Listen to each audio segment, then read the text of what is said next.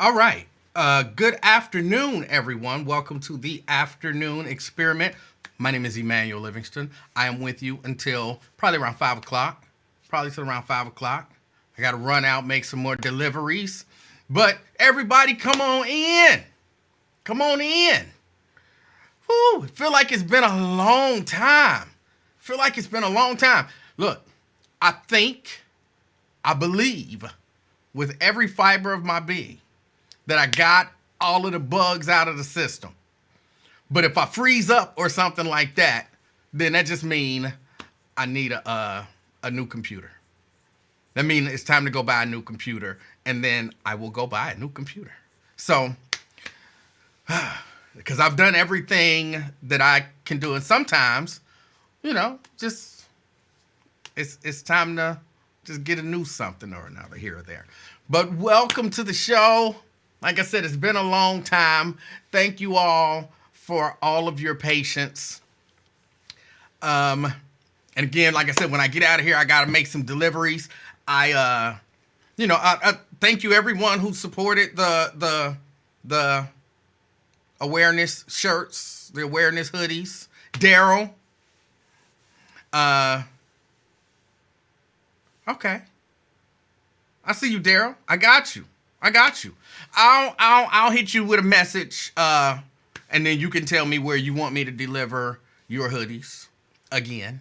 But thank you to everybody who supported it. Y'all are keeping me a little busier than I thought I would be doing this, but it's all good. It's all good. Because again, it's all going to a worthy cause. And if you didn't get one, if you don't want one, if you like, I ain't into that, that's cool too. Because, it is what it is. Some people want it, some people don't. Hold on, I got to close these things there. Hold on, get back here. There we go. So, it's all good, either way. Let's see, what is going on? Well, everybody know what's going on. It's really the biggest thing going on in Cincinnati. I'm not going to discuss it yet, because y'all know how I do. I got to say hello to the people who support me. I appreciate y'all. First, let me say hello to everybody who I delivered, because that's what I've been doing with the shirts. Unless you live out of town, yours go in the mail and get delivered that way. But if you bought a shirt and you live in Cincinnati or in the greater Cincinnati area, I'm personally delivering all of the shirts. Number one, it's personal. It's personal. And that whole business it's personal to me. So I want to deliver it to you and thank you personally. And number two, it's cheaper. It's cheaper to just drive to you or meet you somewhere. You tell me where to meet you. Or, I can just drop them off. Somebody said just put it in the package, drop it on the porch, because that's what the UPS man do. So that's what I did. I put it in the package, boom, dropped it on the porch. They was cool. So I appreciate everybody. It was nice to meet you too, Regina. It was nice to meet you. So yeah, I appreciate all of y'all. But those people who I get opportunity to meet and thank personally, I appreciate y'all. I appreciate y'all support of the show, of me, and, just promoting breast cancer awareness. And my goal with that whole thing is, because this is the way I look at it for breast cancer awareness. The goal is when you see all of this pink and stuff, you should be thinking, hopefully, let me get tested. Let me get tested. That's it. Let me get tested. Because y'all know, for me, that's what it's all about. Moms, if she would have got tested a little earlier, then she could possibly still be here with us. So I want everybody to get tested so you can be here longer with your people. So that's that. But other than that, let me say hello to the people, and then, we got to talk about it. Robert Willis in the house. Good afternoon, Robert. Got Lewis Talbert in the house, representing Sharonville. Good afternoon, Lewis. Pamela Kinney, representing North Avondale. Good afternoon. Erica Hummins, representing Reading. Good afternoon. And rounding out the top five, Scott Bain. representing West Walnut Hills. Good afternoon to you guys, the top five. First five in. I don't have a prize or nothing for y'all, but y'all the first five in, and I appreciate y'all. Dwayne representing Mount Airy, good afternoon, and Maria representing North College Hill, good afternoon to you too. Of course, you can't have a show without some hate. Myosha, I don't believe it. We get a show today? Just such a hater. Why are you like that? Why are you like that? What happened to you when you was growing up? No, I love Myosha. And I love it when she hates. It's a beautiful thing. Good afternoon, my Osha. Drea, representing Sycamore Township. Good afternoon. Got Carolyn Smith in the house. Good afternoon, Carolyn. Daryl says, there's my ninja. I don't know how I feel about that. What up, E-Man? Let's get it. Yeah, let's get it. Got Yissy Reed. Good afternoon, representing Bond Hill. Good afternoon. And he said, sorry about the caps, it's all cool. Nick Brown in the house, representing beautiful Blue Ash. Good afternoon, Miss Pittsburgh. Good afternoon. Vincent Jones from Blue Ash. Good afternoon. Got Lamont Jones. Are y'all married? Lamont Jones, Grand Day, Powerful Royal People, representing Westwood. Good afternoon. Regina Denson Griffin says, good afternoon from Beachmont. Thanks again for my hoodie. You good with me? All right. Can't beat that. LaDonna, good afternoon, representing East Price Hill. Blade says, hey, buddy. What's up, Blade? We got Nat Turner. Good afternoon. Jerica, also known as Jerika. She says, hola, mi familia. Hola to you too. Brent Beard. Brent, yours is in the mail. It should be arriving really soon. Actually, I could just send you the tracking information, but you'll get it. You straight. Brent representing Dallas, Texas. Good afternoon. Let's see. Jason representing Clifton. Good afternoon, Jason. Brent says, E-Man, you can just hitch a ride on Lincoln's private jet and meet me at the airport to deliver my hoodie. You're not getting me thrown out of no jet at 30,000 feet. Ron, what's up with you? Good afternoon. Robert says, I will take 12X and tell me where to meet you. Robert, shoot me either an email, Emanuel Livingston at yahoo.com. Put in the subject line hoodie or afternoon experiment hoodie or cancer hoodie or something with a hoodie in there, and I'll get back with you. Or just send me a message, a private message, I guess it's called, direct message on the personal channel, Emanuel Livingston, and I'll get with you and we'll work everything out. Look, I'm flexible in that way. I want to make it easy for you. So yeah, I can meet you somewhere. I can deliver it to your house, to your job, whatever. And we'll make it happen. Yassi says, missed everything last week. Can I still order some swag? Have to wait until payday. Again, same. Shoot me an email, Emanuel Livingston at yahoo.com, or a message on the personal Facebook page, and I'll get with you. And yeah, we'll work everything out. It's all good. Veronica. The song always pops into my head. Representing College Hill. Veronica, good afternoon. We got Brenda representing Fairfield. Good afternoon, Brenda. Jeannie Mulholland.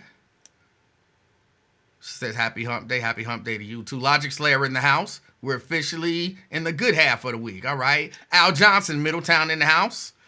Jeannie says she's representing Covington, Kentucky, by the way. Crystal Hoskins, representing the Christ Hospital, Mason today. All right, moving on up. Or down, I'm not sure. Maybe laterally, I don't know. Crystal, good afternoon. Let me see. Janice says, hi, everybody. Hi, Janice. David, Herring, good afternoon. Little baby, of course, she's not here today. E-Man and Afternoon Experiment fam. He's representing Westchester. Can't beat that. And no alert for the show. Oh, sorry. Daryl says, the hoodies are pretty good material, y'all. You won't be disappointed. Hey, I try to do it right. And I'm a whole, make the customer happy type of thing. So, yeah, I try. Tanika, representing Orlando, Florida. Good afternoon. David want to know, is the comment intro music back? No, the comment intro music probably won't be back until Monday, but I might try to get it in there for tomorrow. I might try. See how I didn't really promise anything? All right, that's it. That's all the hellos so far. So, hello to everyone who did not send a message and say hello to me. I appreciate y'all for checking us out. Mika Owens, council member, Mika Owens, Reggie Harris. See, I don't have this stuff written down, which I really should have, because y'all know 17th degree and age and all that kind of stuff. It'd be hard for me to remember stuff. But Mika Owens, because Reggie Harris stepped down to take a position with the Biden administration, HUD, something to that nature. So she was the designee, and she says, hey, you get, or that says you get the opportunity to, excuse me, to give someone, you get the opportunity to give someone that seat.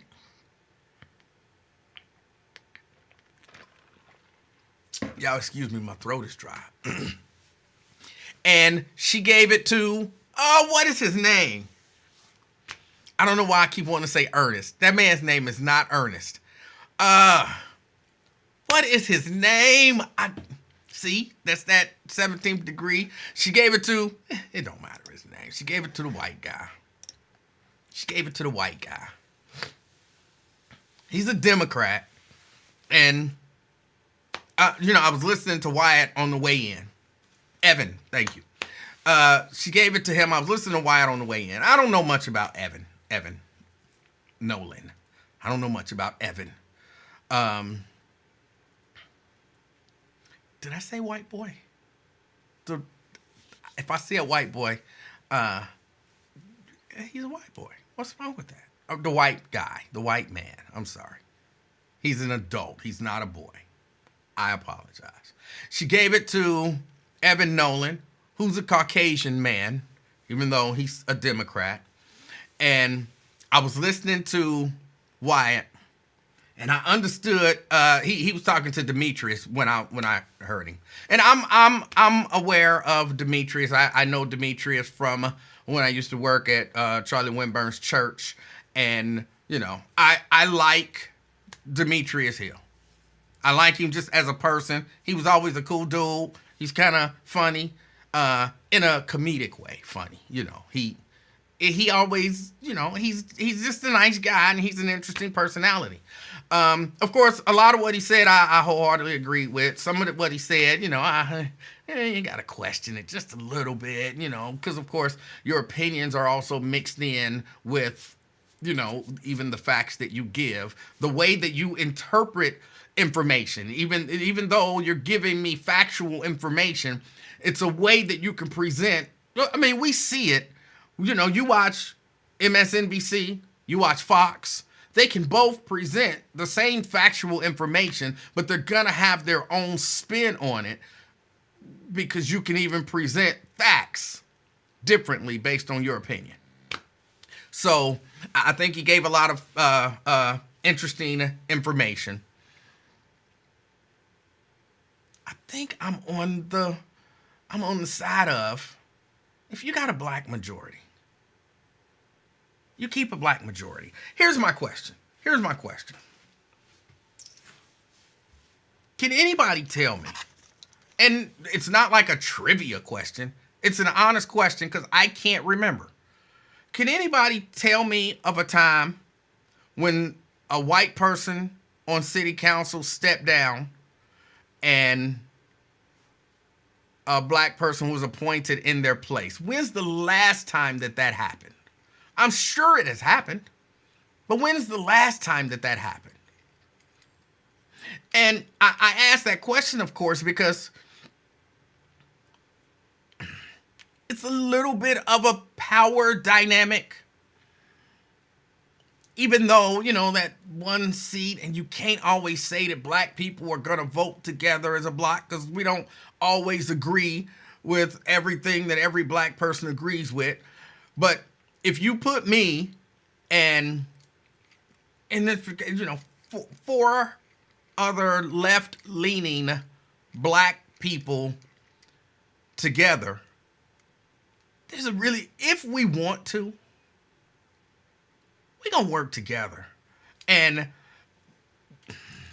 see, I'm trying to kind of dance around stuff. Look, if I'm on city council, and this is just me, I think if I'm on city council as a black voting bloc, we're going to be powerful. We're going to be powerful.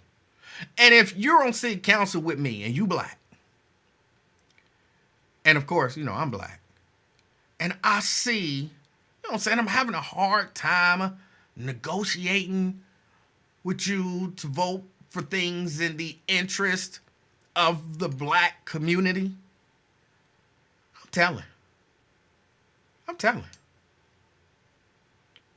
I'm telling the black community on you. I'm going to the Lincoln Ware show. I'm going to Wyatt Live. I'm going to the Afternoon Experiment. I'm even going to whatever Nathan Ivy's new show is called. I'm going to the Inquirer. Excuse me. I'm going to the Herald. I'm going to all the news stations. I'm going to say, look, we are trying to work together to better Cincinnati and everybody in Cincinnati. And this person keeps not going along with the program.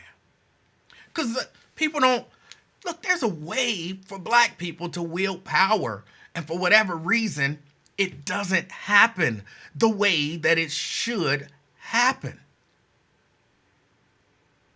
Black people, if you got a black majority, y'all can block some stuff. I mean, look, I never worked for city council. Okay, I don't know all of the particulars. But I know, look, if y'all want this money approved for this thing, I'm not voting for it unless there's some black people involved. Some black companies basically on par with whatever this white company is that's about to make all of this money. Whatever, but Daryl says, see, you didn't even have to plug Deion Griffin's new podcast. Now, would he do it for you? Probably not, but I can't let how other people function dictate who I am. You know what I'm saying? And that's actually a little bit of what I'm talking about. Because it happens not just on city council, but it happens all over the place.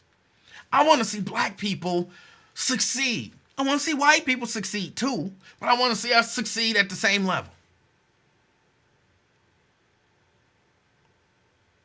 And so because you might be a hater, for whatever reason, don't mean I got to be a hater. Feel me? So if I'm on city council, I'm saying, look, I'm not voting for that unless this other firm is also a partner. Well, but they don't know what to tell you. And we should, all five of us, black people, be able to sit together and say, look, we want to see progress too.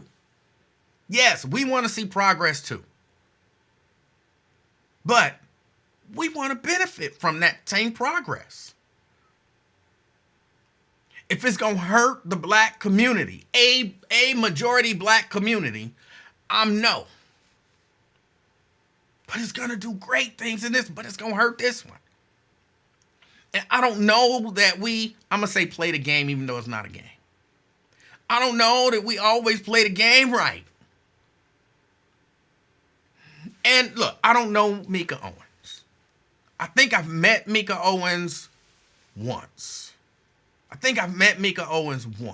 And I doubt that she would remember me Of course, I only remember her because when I met her, she was a city council person. And it was like, hi, how you doing? And she was like, hi, how you doing? And I think we shook hands. And that was the entire interaction, as best as I can remember.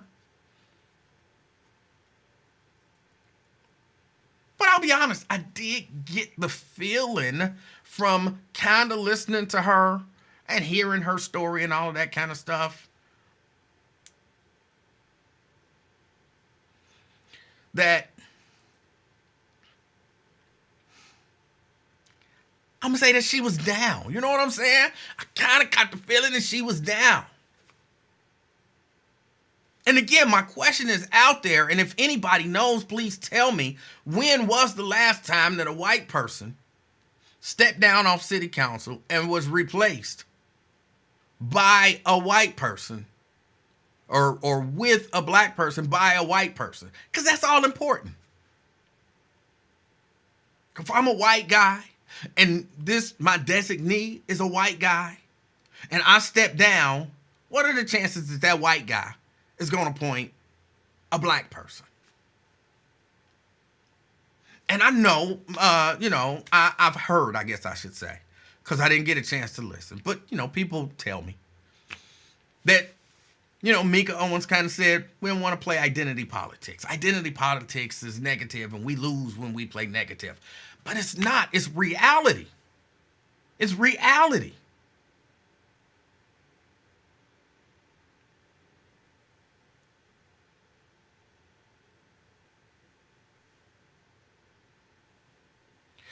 It's disappointing.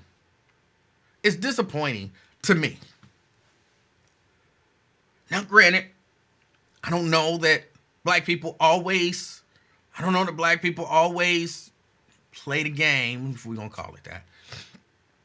Nobody called it that but me. So, I don't know that we always play the game right.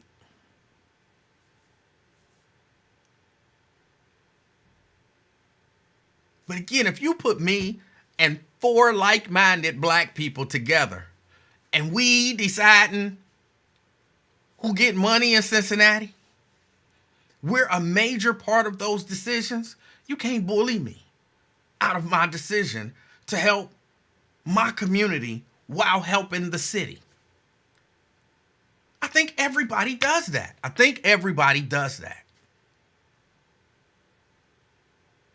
I mean, what Silbach was basically saying, like, I'm disappointed because he was openly gay. Why she didn't appoint somebody openly gay? Nobody criticizing Silbach for having that opinion. But I honestly hear people criticizing black people for feeling like a black person should have appointed a black person.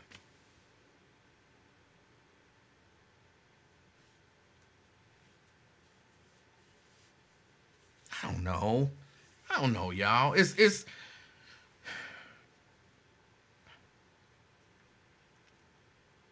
there maybe some pressure going on I don't know if there's some pressure going on in the background. I don't know. Aftab, and I'm not saying Aftab bullied anybody. Aftab couldn't bully me. Aftab couldn't promise me nothing.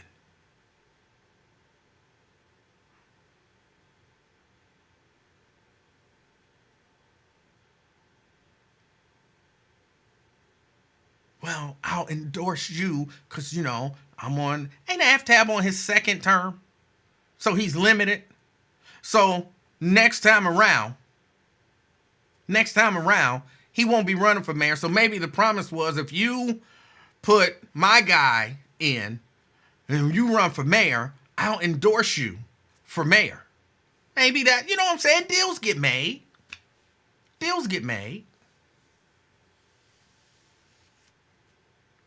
I've been a proponent of, and I proposed this a long time ago, and then somebody told me Link is proposing it now as if it's his idea, which is fine. He can say it's his. I proposed a long time ago, and I doubt that I'm the first person to propose it, but I proposed a long time ago. Somebody steps down. You should then look at the list of who ran, and whoever came in 10th, if they're in that same party, or I should say the next highest vote getter from that party should get that seat.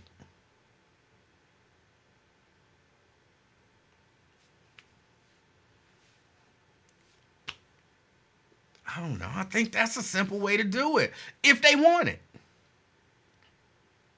So if number 10 is a Democrat and then number 10 say, nah, I done moved on. I got this other, I don't have time to do it. Thank you. Then if number 11 was, who's number 12? Number 12 was a Democrat.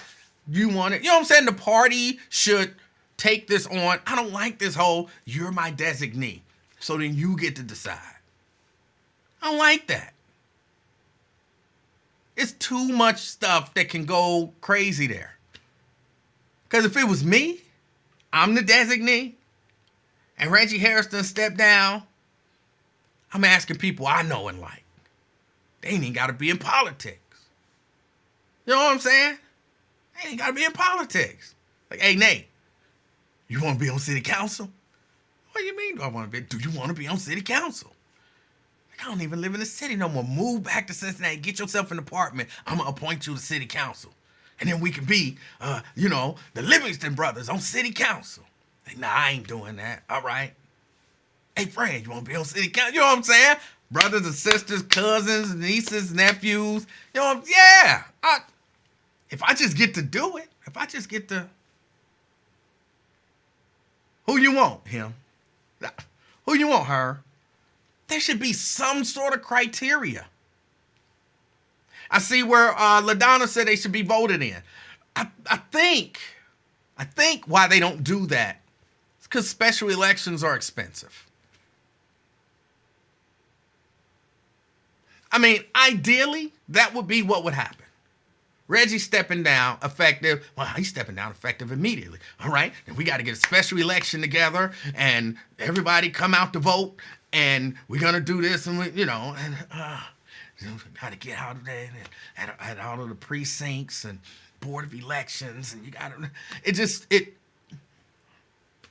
then what if somebody stepped down the next week? Then you got to do the whole process over again. So I understand it's probably expensive.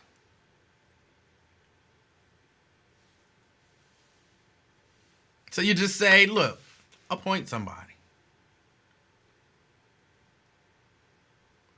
Maybe it need to be some rule where there's but I won't even say that it's worked up till now because I don't agree that it's really ever worked. But I've never liked the idea that there's some designee who gets to say this person is the person. And I could be thinking wrong, didn't at some point like Cecil Thomas appoint his wife? Wasn't Cecil Thomas's wife appointed? Did Cecil appoint his wife or did somebody else appoint his wife? Or was she elected? Am I off base on all of that? Am I remembering this stuff wrong?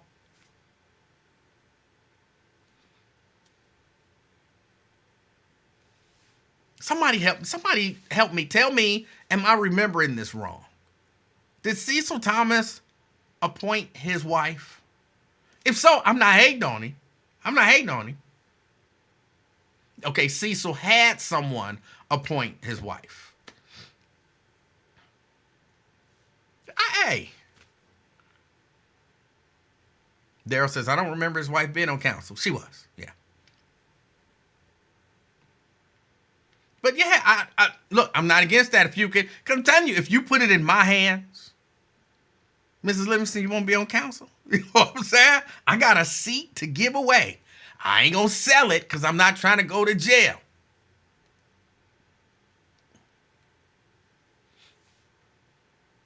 But if I got it to give away, it's mine to give.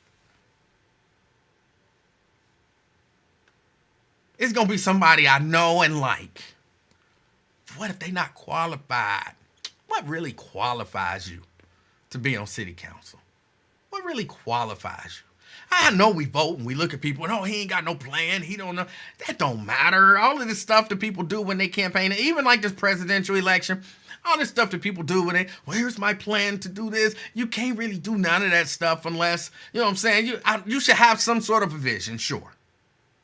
I want to see people in America all have affordable health care.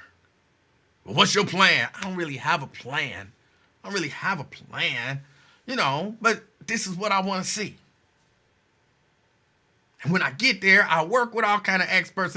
But you got to have a plan. Here's my plan. We're gonna do this, and we're gonna do this, and we're gonna do it. And then you go to people, and then you negotiate, and it looks nothing like your plan initially. But we kind of get off on that. You know what I'm saying? It's nice to know you thought about it. You thought about it. You know what I'm saying? You had a plan of sorts. Guess it's better than having done it for 4 years and have still only a concept of a plan.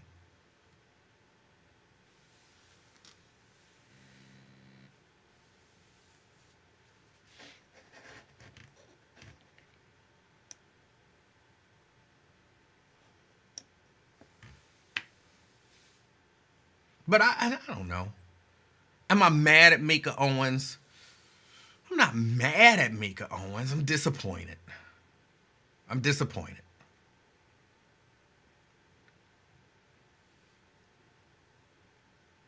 Because it is important. It is important. Even if, because a lot of times it is, even if it's just for show.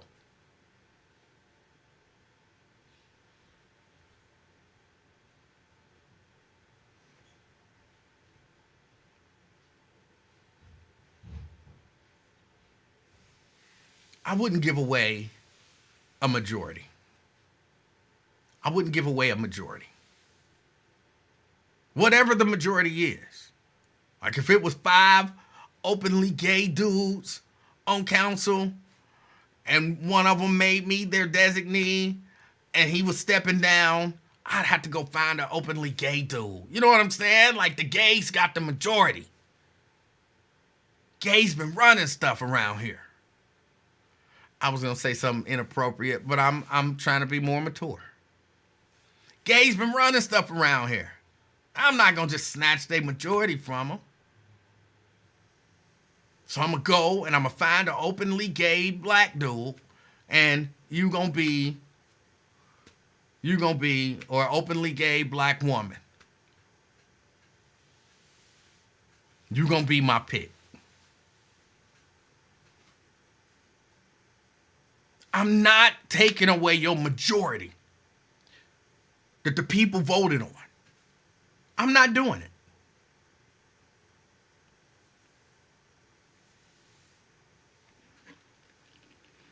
And not to mention, there are qualified black people who wanted the spot.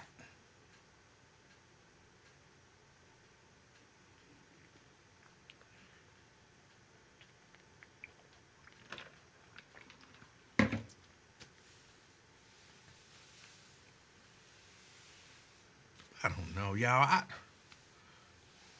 Somebody said she should be embarrassed to go out. People should kind of harass her everywhere she go.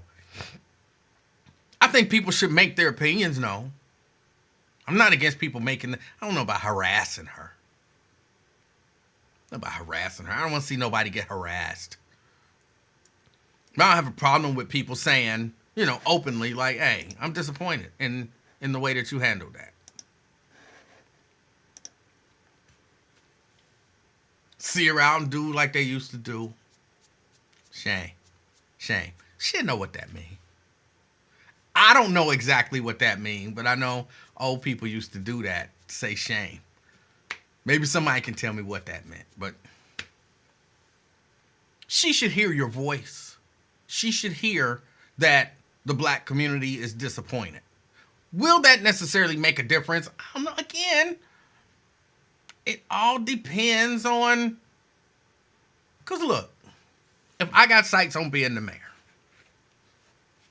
and I'm not saying that this is the case, I'm saying if I have sights on being the mayor at some point, and the mayor comes to me and says, "Hey, look, put my boy on.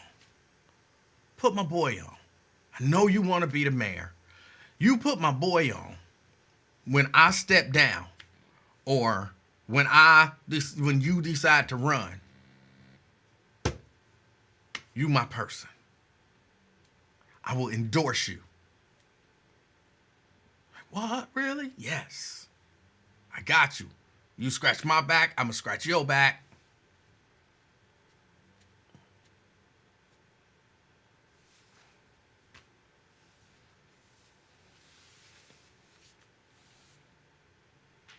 Dude, I hate asking questions like this because everybody's different. Do you as a black person have loyalty to your blackness? I'm not even sure I asked that question right. Because I hear we shouldn't play identity politics. We shouldn't vote for people because of how they look. We shouldn't this and we shouldn't that. Other groups do it. Nobody criticizes the other groups for doing it. People really only criticize black people. Black people criticize other people for doing it, but only because we recognize it and they act like they don't. But we don't criticize. Nobody has criticized B-Rap. What's up, E-Man? How you doing? Can you hear me?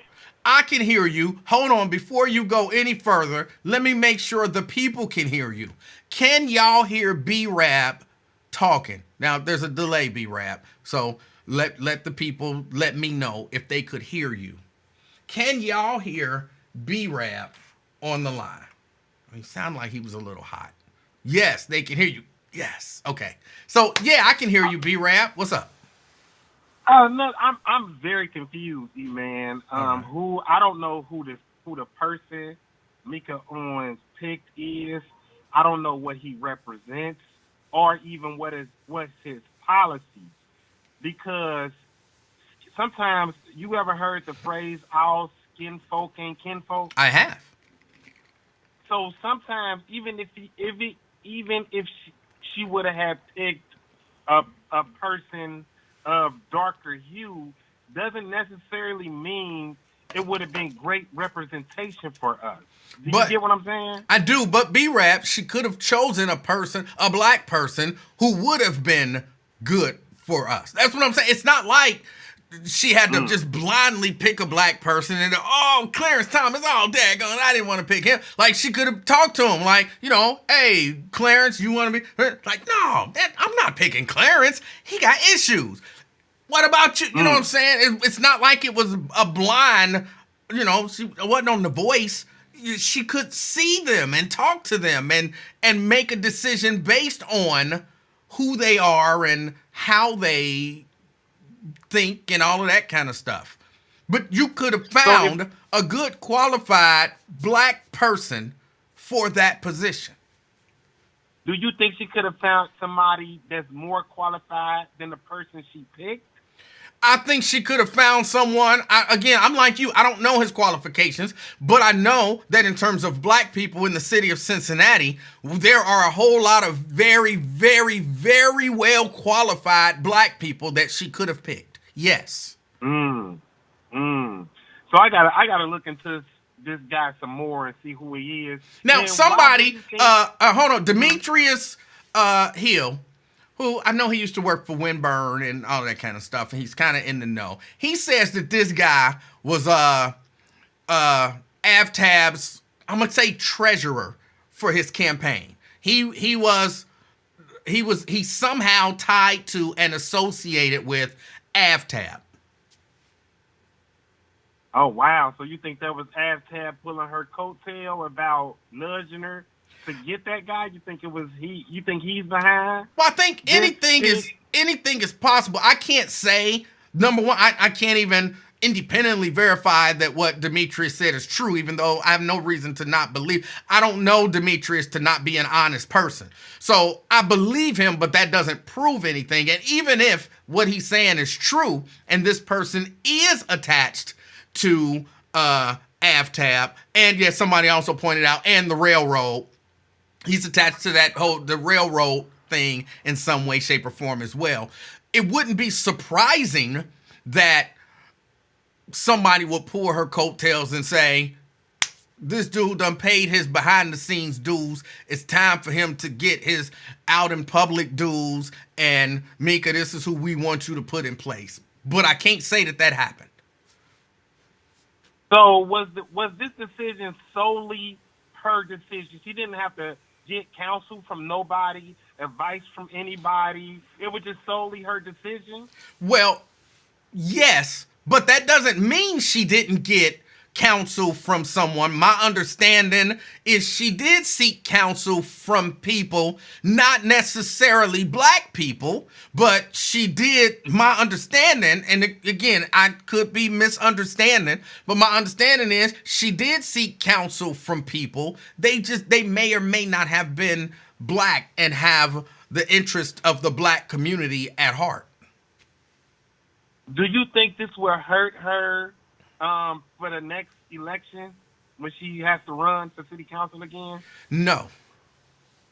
Because the reason I don't believe it is because I really don't believe people have a long enough memory, and I think it all depends on how things turn out. Like, maybe if this dude, for real, no, even if this dude ends up being like Donald Trump on city council, people still will overlook that, and they'll be like, she'll say, well, I didn't know he was going to be that way, and people will accept it because we are loving and forgiving as a people in general. Got you. Okay. All right, that's what's up. I got to do some more research and look into who this guy is, because honestly, I don't see the big hoopla, to be honest with you, because we vote for people who have white husbands. We vote for people who have white wives. We vote for white men. We vote for black men. So for us to be complaining about her appointing a white guy, it's just so confusing. Wait, B-Rap, I want to understand your position. You're saying, it sounds to me like you're saying it doesn't matter if we have white people on council or black people on council. If we don't need any representation on council because some of our representatives love white people. Like I said, it comes to the definition of representation. Are we just solely talking about representation as far as skin color, or representation as far as things that we need in our community, things of that nature? Because you can have white representation in there and they still could be for the black community, as for you can have black representation in there and they could be for the white community. Well, so again, I think at least let me just speak for me. What I'm talking about is, B-Rap, you have 5 black people that were elected by the people of the city of Cincinnati. And you can feel like they believe however you think they believe, okay? But you have the majority of people on city council are, let me do it like this.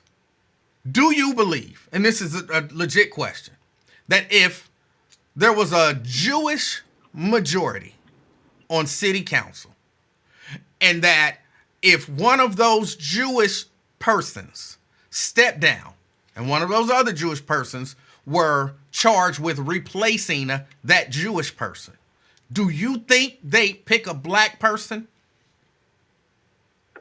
No.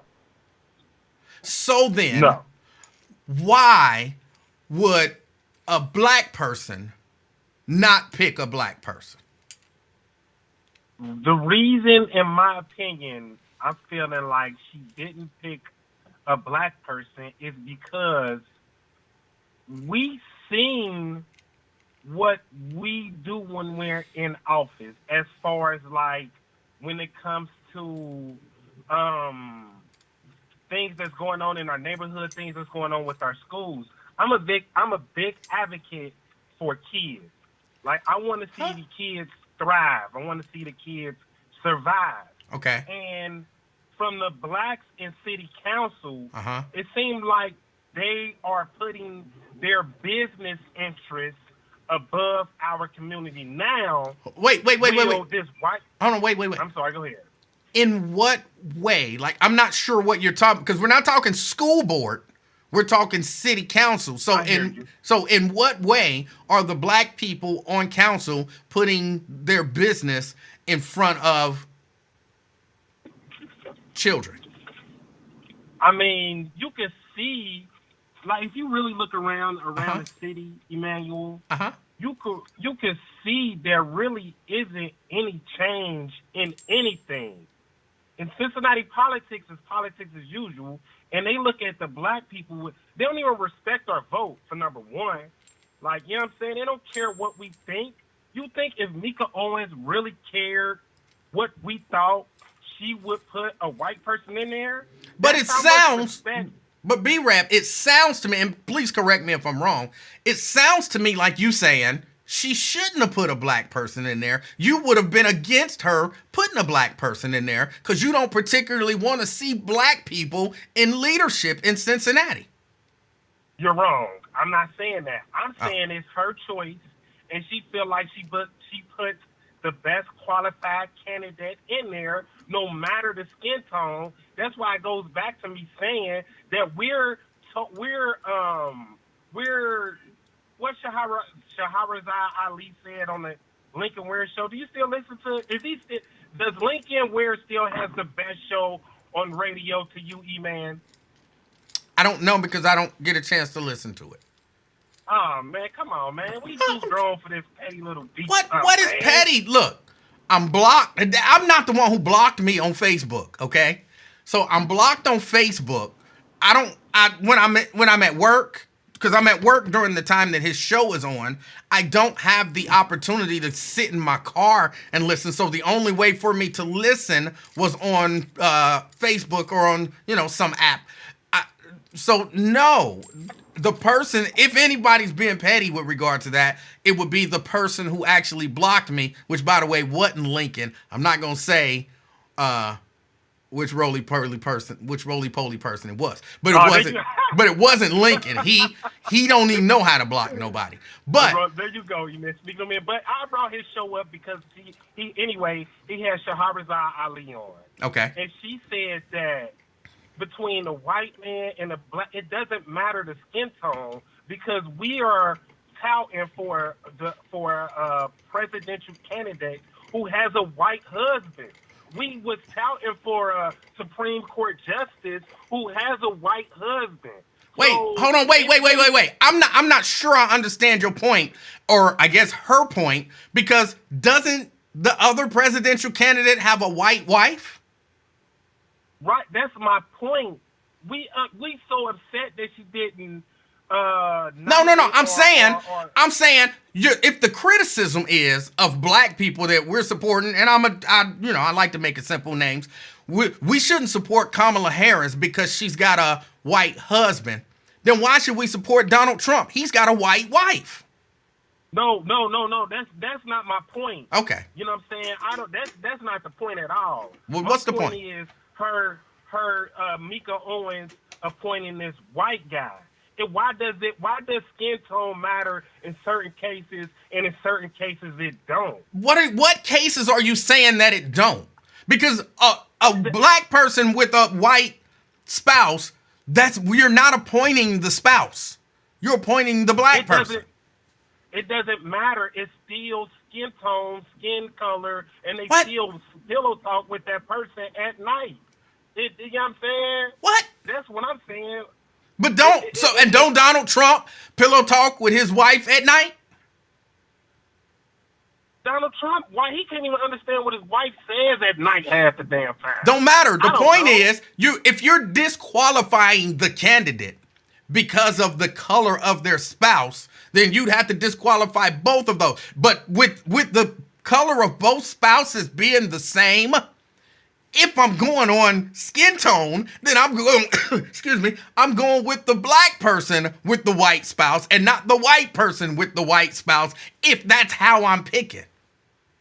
I'm saying that we as a community have to stop picking and choosing what white person to vote for and what white person, a black person we voted for, brought up. Like, it's so confusing to me. No, you're confused. You're confusing yourself. Because I'll be honest with you, kind of what you're saying is it doesn't make a lot of sense. You just acknowledged. Because look, you just acknowledged that if the parties were different, and it was more than likely if it were Jewish people, there's a really good chance. I just did. Right. So why would it be okay for a Jewish person to say, I'm going to appoint a Jewish person, and wrong for a black person to say, I'm going to appoint a black person? I don't understand why you see a difference. I'm not saying it is not wrong. I'm not saying that at all. All I'm saying is that as far as her pick goes, skin tone or that person being white or the quote-unquote representation, why does that matter now when we had representation in that seat that made us look like thieves, that made us, and white representation as well? As far as like who we had in that seat that's doing jail time, but it was like 3 cities. What was they? I forget their names, man. It was 2. It was But what? Wait a minute. But wait a minute. But she's not replacing either of those people. You had a majority black Cincinnati City Council. One of those black people steps away, and you appoint someone to make it now a majority white city council. So if everybody is so upset, at the same time, everybody is like, well, I like Mika Owens. I'm still going to vote for her. Either vote her out or don't complain. Well, that's silly. How? It's silly because of this. As people, as constituents, as voters, we have a right to express our disappointment in decisions that we didn't make. See, we voted. We said we want these 5 black people. This was not an election. This was a legit selection. And instead of going with the will of the people, you went against the will of the people. She went against the will of the black people. Right. Right. Here's the secret, though. But here's the secret, B-Rap. She's a black person. True. Right. But at the same time, I don't think every black person in the city is upset that she went with that. No, they're not. They're not. There are people, you know like you seem to be one of those people who are like, I don't want no black people in there anyway because they criminals. No, I'm not saying that. But I think you legitimately, you legit said that. But go ahead. No, I'm not saying that, man. Okay. All I'm saying is I don't see anything wrong with if she felt like this person who was a white guy, I'm assuming, was best for the seat and that probably would help her politically, then I don't see nothing wrong with it if we have white candidates who pander for our votes all the time.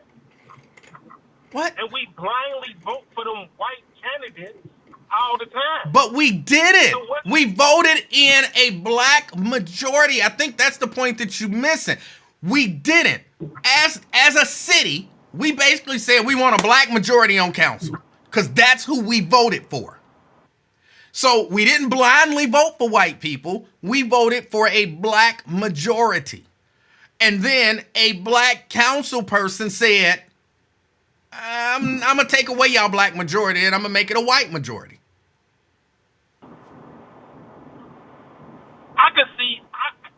Don't get me wrong.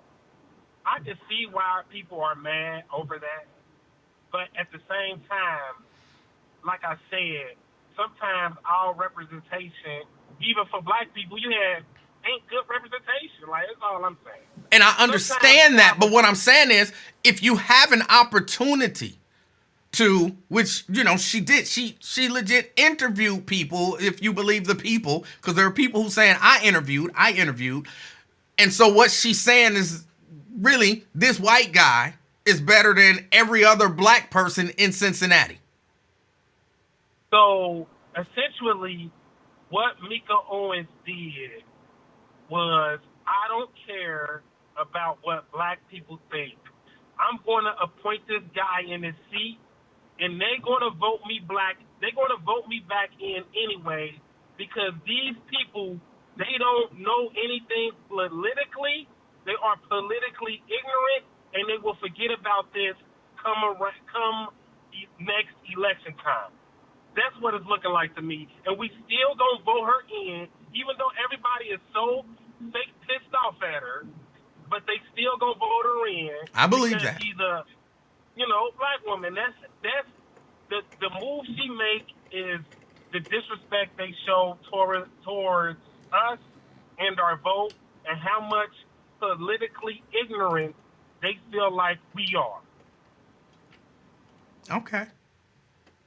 All right. All right, man. Thanks for letting me vent, man. I appreciate it. Hey, thanks for the call. All right, that was B-Rap. Because, if you think about it, that is really what this pick says. Either, y'all, this is purely politics, and I'm kind of getting something out of this, and I can't tell you what it is, but I'm going to benefit. Or she said, hey, this white guy is better than every black guy in Cincinnati. Because she could have picked anybody. And clearly that, if I am hiring, and I got 800,000 black people lined up for the position, and I got this white guy, I'm going to pick this white guy. I'm saying he better than all y'all. I got the pick of all y'all, but this white guy is better than all y'all black asses. So I don't know what to tell you.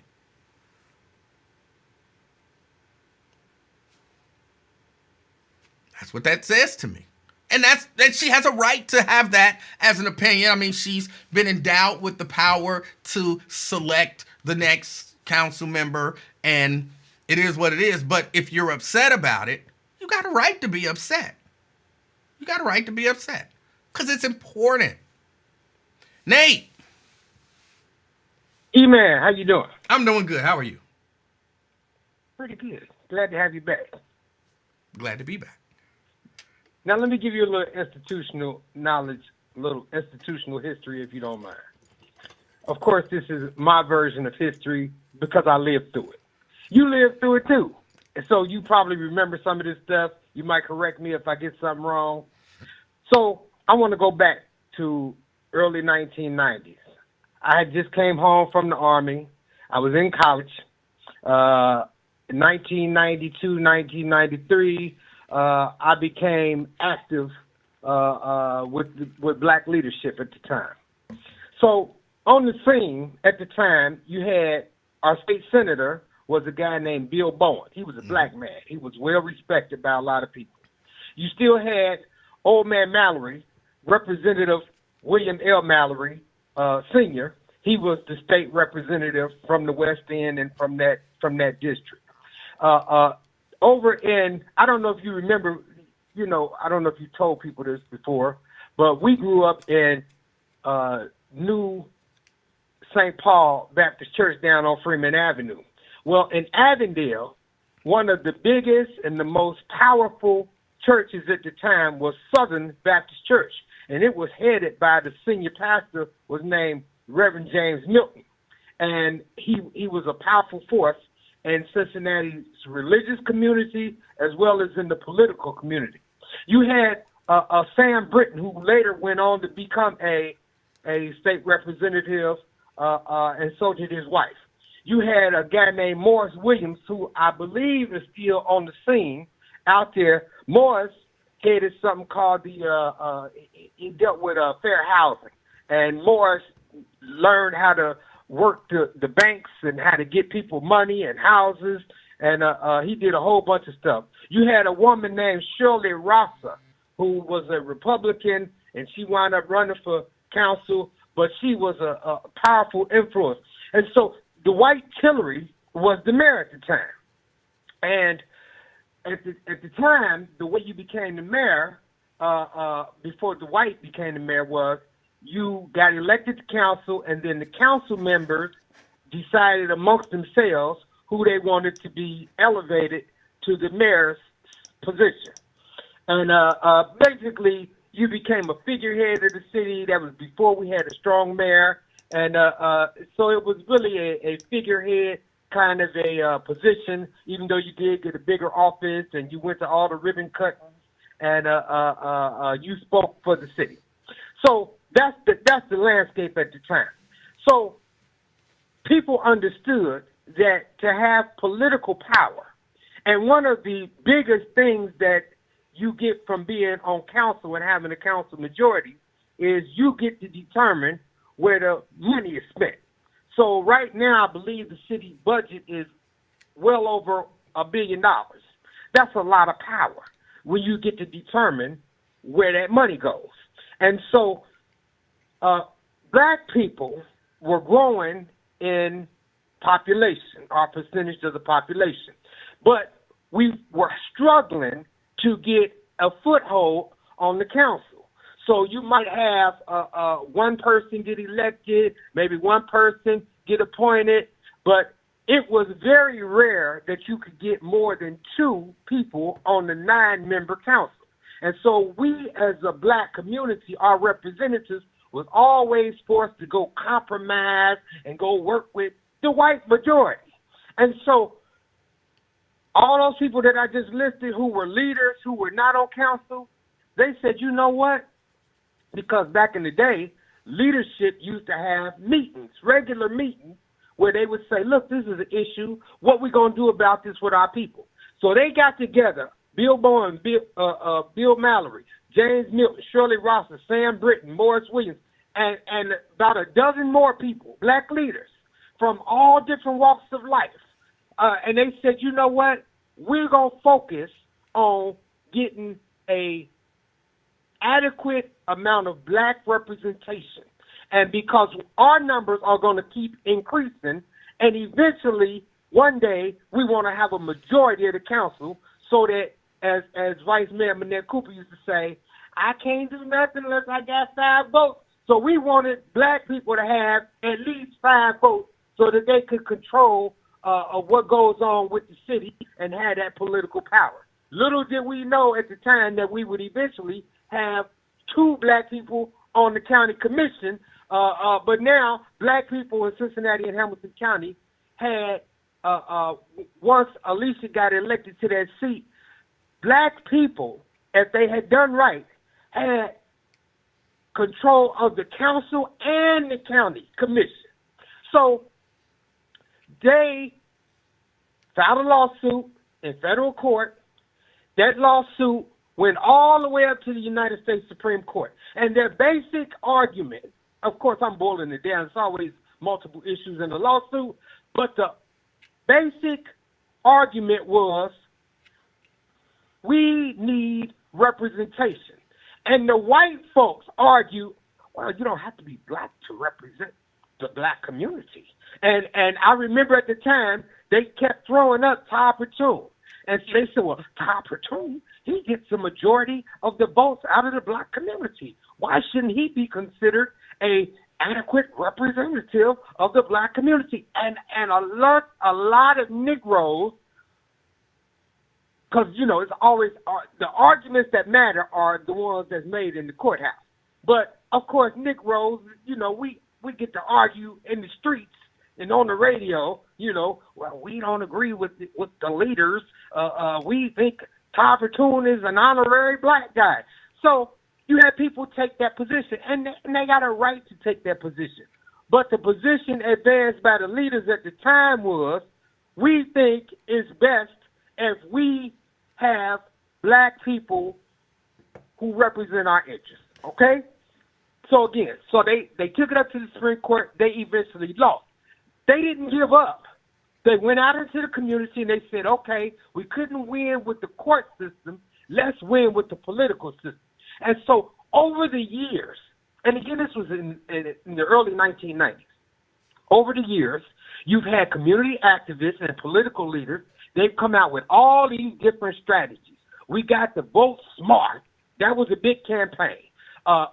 We got to vote short. I remember there being a campaign. We got to vote a short ticket and just vote black. Everybody was kind of scared to say vote black.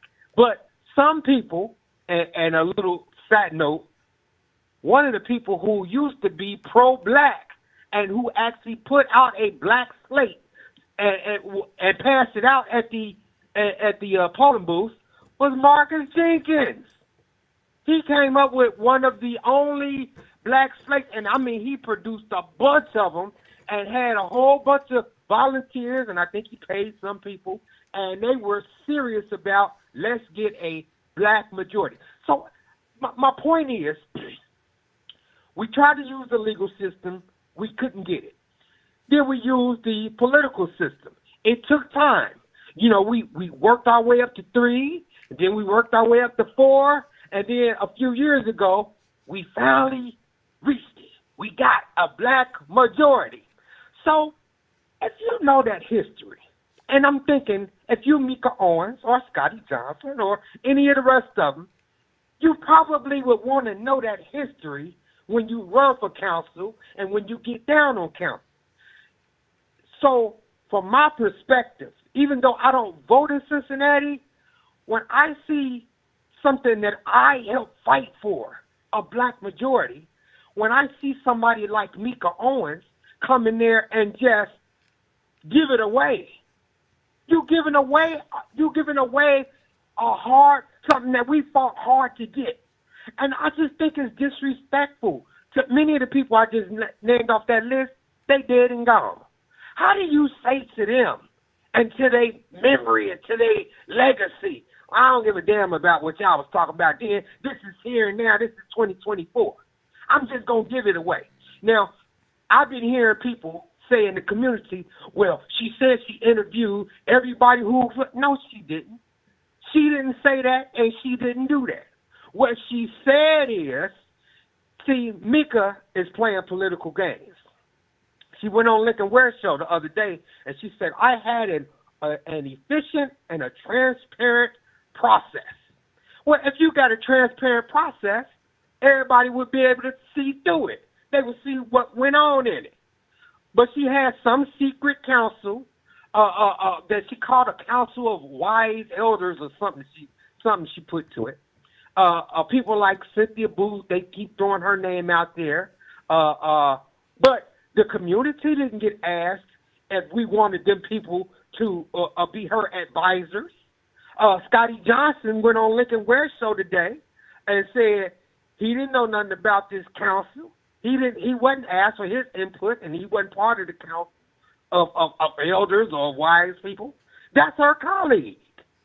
So she said I went to this council and I ran these names by them, and in fact, they helped me with the interviewing. Well, it came out over the last couple of days that they was only allowed to ask certain people that she selected certain questions.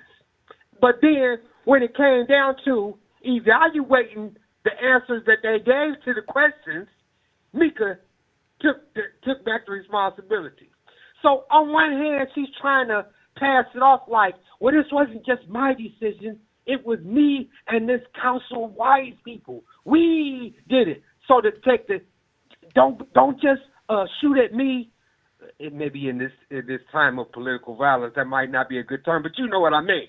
Don't just target me. Don't just lob verbal darts at me. Blame my council of wise people. And I'm sure I would bet money that if she told and she didn't tell them who she was picking, I'm positive that they would have told her, especially Cynthia Booth, being Paul Booth's wife, and Paul Booth's daddy, with all the work, I believe he might have been part of that lawsuit, would have said, you cannot give up the black majority unless this guy is like head and shoulders above the rest of the candidates. I'm sure they would have told her that if she truly had a wise counsel. So I don't even know if that part is true. Anyway, so she goes, and there's another thing that needs to be said. Apparently, this boy, Evan Nolan, didn't even put his name forward. From what's coming out, Mika recruited him. Now, you know, I got a big thing about affirmative action because technically that's all affirmative action is. It's recruiting. We got to cast a wide net. We got to take affirmative steps, affirmative actions to get a big pool of well-qualified people. And don't say that you got to give black people points or dress. So she did some affirmative action for this white boy. She went out and recruited him, and I think that's an important point to note. So all these people say, well, what was she supposed to do? But I haven't heard of not one single African-American that she went out and recruited to be interviewed by this Council of Wise people. That's an important point. Now, who is Evan Nolan? Because, you know, what was his name? B Money, who just was talking? B-Rab. Be nice. B-Rab. B-Rab.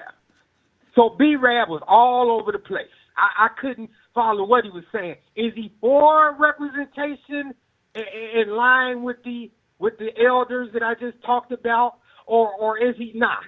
Is he so mad at I don't know what Kamala Harris got to do with this, or her white husband, her white Jewish husband? I don't know what that got to do with it. And I guess he was referring to Yvette Simpson. Some people got a problem that Yvette Simpson married to a white man.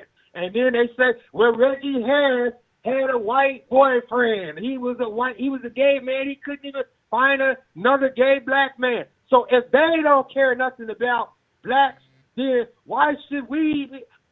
Which is irrelevant, and to me, is foolishness. So she goes and finds this guy. Now, he's not just any old guy. Yes, he was the treasurer for AvCab's campaign. But, you know, in the game Monopoly, two of the pieces that you try to get, two of the cards that you try to get is Boardwalk and Park Place. So I went and looked this boy up because voting records are public records. So I'm not doxing him. Can't nobody report this show and get it taken down to get your. I went and looked up Evan Nolan. I found out that he lived on Cincinnati's version of Park Place. It's called Hyde Park Place. Now, that is a red flag to me because this boy don't live around no black people. You trying to get him to replace a black man, he don't live around no black people. He live on Hyde Park Place in Oakley. Then I went and said, well, maybe he work around some black people. So he worked at a law firm called Katz Teller. So I went and pulled their website. They got pictures of all the attorneys that work down there at Katz Teller, 33 of them. So I'm going through, I'm checking out their bios, and I'm looking at their pictures, and it's only one dark-skinned black person. Now, it might have been some super light-skinned black people that I misidentified by my naked eye as white. But it looked like it was 32 white people and one black guy. Why is that important? Because this guy, Evan Nolan, is apparently a partner in the law firm.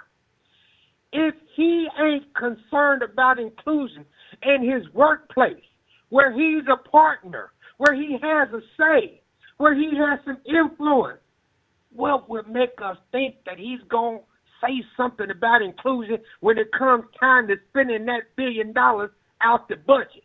What would make y'all think that this guy is going to say anything about inclusion when it comes to hiring the city workforce, when it comes time to spending the city's money? He don't live around black people. He don't work around black people. And apparently he hasn't used his position of power within his law firm, because it's his law firm. His name might not be on it, but when you're a partner, you're a part owner.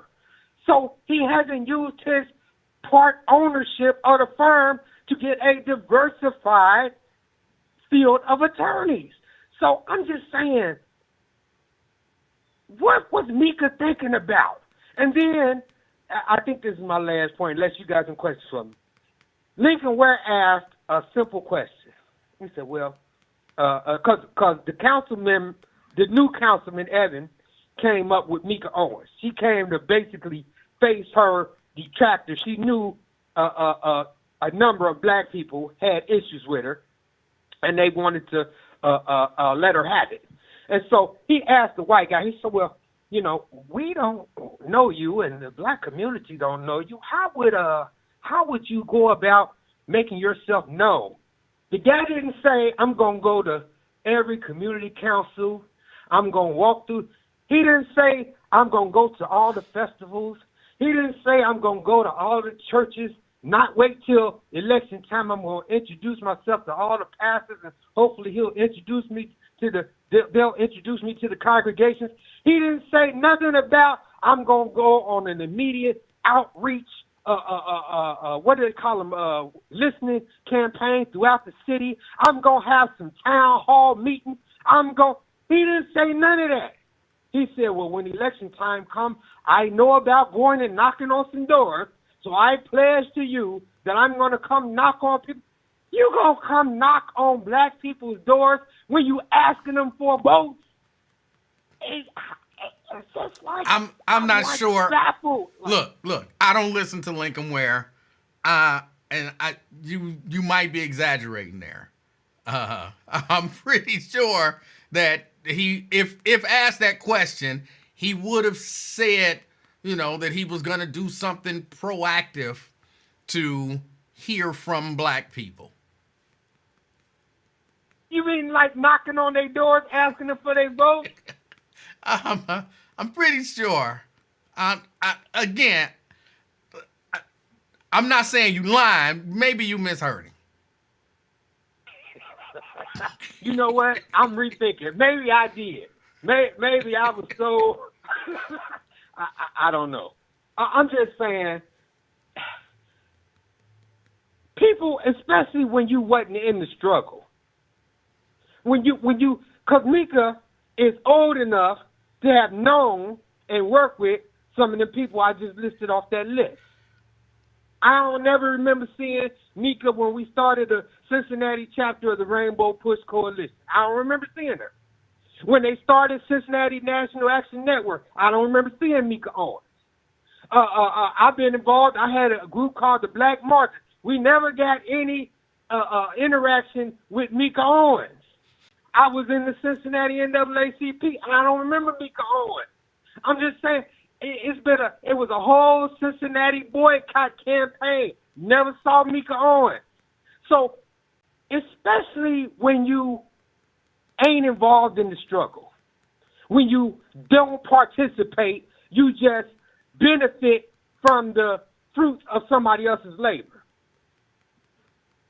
I just think it's doubly wrong if somebody else do some work, lay the groundwork, and then you get in a position of power, and then you say, like she said, I know I said that was my last point. I got to share this. At one point in time, she started on this tangent. You know, she started talking about, I'm just like y'all. I grew up in Avondale.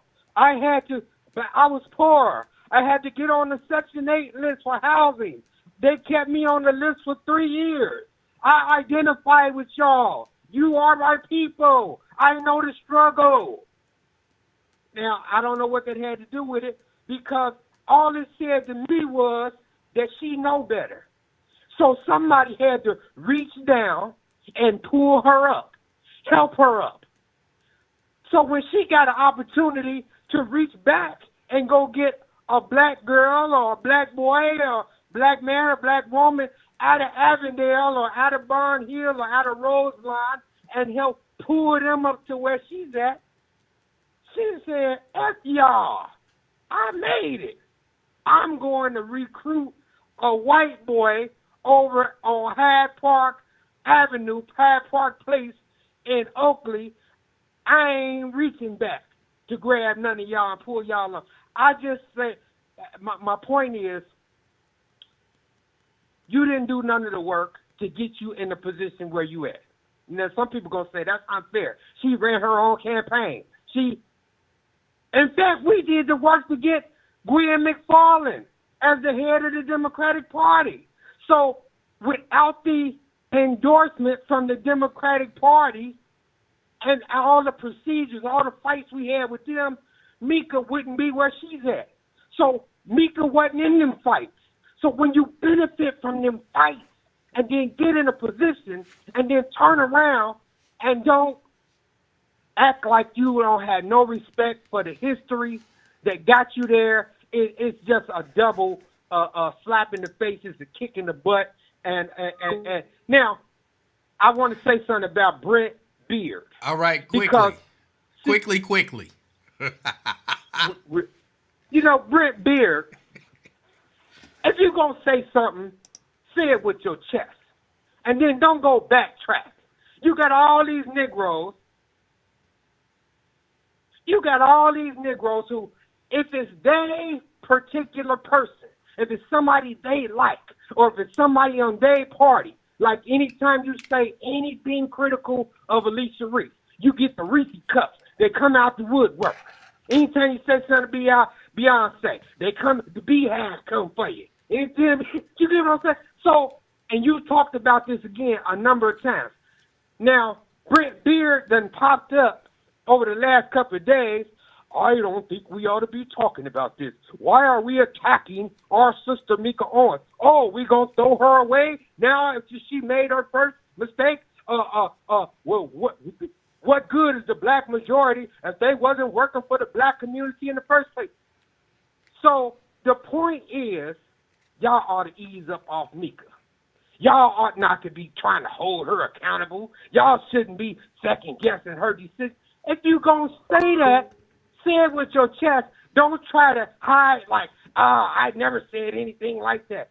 Y'all do what y'all want to do. I just think that's sort of cowardly, and because I know he participates in your show and your podcast, and he be on, I felt like I need to say it because I'm not hiding my position, and I think he is. Don't be no snake in the grass. If you for Mika and you want the rest of us to shut up because you think we shouldn't be talking about representation, we shouldn't be talking about respecting the elders and the struggle and the past struggles, say that. But don't try to play, I never said none of that stuff. I never wanted y'all to ease up off of it. Do what? Nah, cuz. We saw what you did. All right. That's it. You got questions for me? I don't have any questions. Now, I can't be like Key. Key can read the comments while she's talking and respond. So I'm going to go back to the chat and respond to all the ones that I can see. All right, man. We'll talk. All right. Karen, I see you called a couple times. You can call back now. You know the number. Go ahead and give us a call back. I don't know. There is something to people who, and look, I'm a big proponent of, I forget who came up with the analogy, but when you're talking about fighting for justice or fighting for, Twin, hold on a second. When you're talking about fighting for justice or fighting for, rights or representation or whatever, there's an old analogy that I've heard used a number of times. You got the people who shake the tree. Those are the people who are out there fighting every day for, maybe not every day, but you know what I'm saying. They're out there fighting, marching, suing, whatever for rights. And then you got, if it's an apple tree, when the apples fall, you can't shake the tree and pick up the apples. It just seems self-serving, right? So you shake the tree, and then other people come and they gather the fruit. And if you are a fruit gatherer, sometimes you don't realize how hard it was to shake the tree. And I think we see that happening. And I think as time goes on, and, because some of the fruit been on the ground for a minute. And people been slowly gathering it up. And now it looks so easy because there's so much fruit on the ground. So you don't understand how hard it was to shake that tree. And so it's easy for you to dismiss the effort that it took to get all of that fruit on the ground. So in essence, what you're doing is you're picking up the fruit and you giving it to the people who were making it difficult to shake the tree. But if you had to shake the tree, which is kind of what Nate was saying, if you're not a part of that process, it seemed like it just came like that, and like anybody can do it. And I believe, you know what I'm saying, if nothing,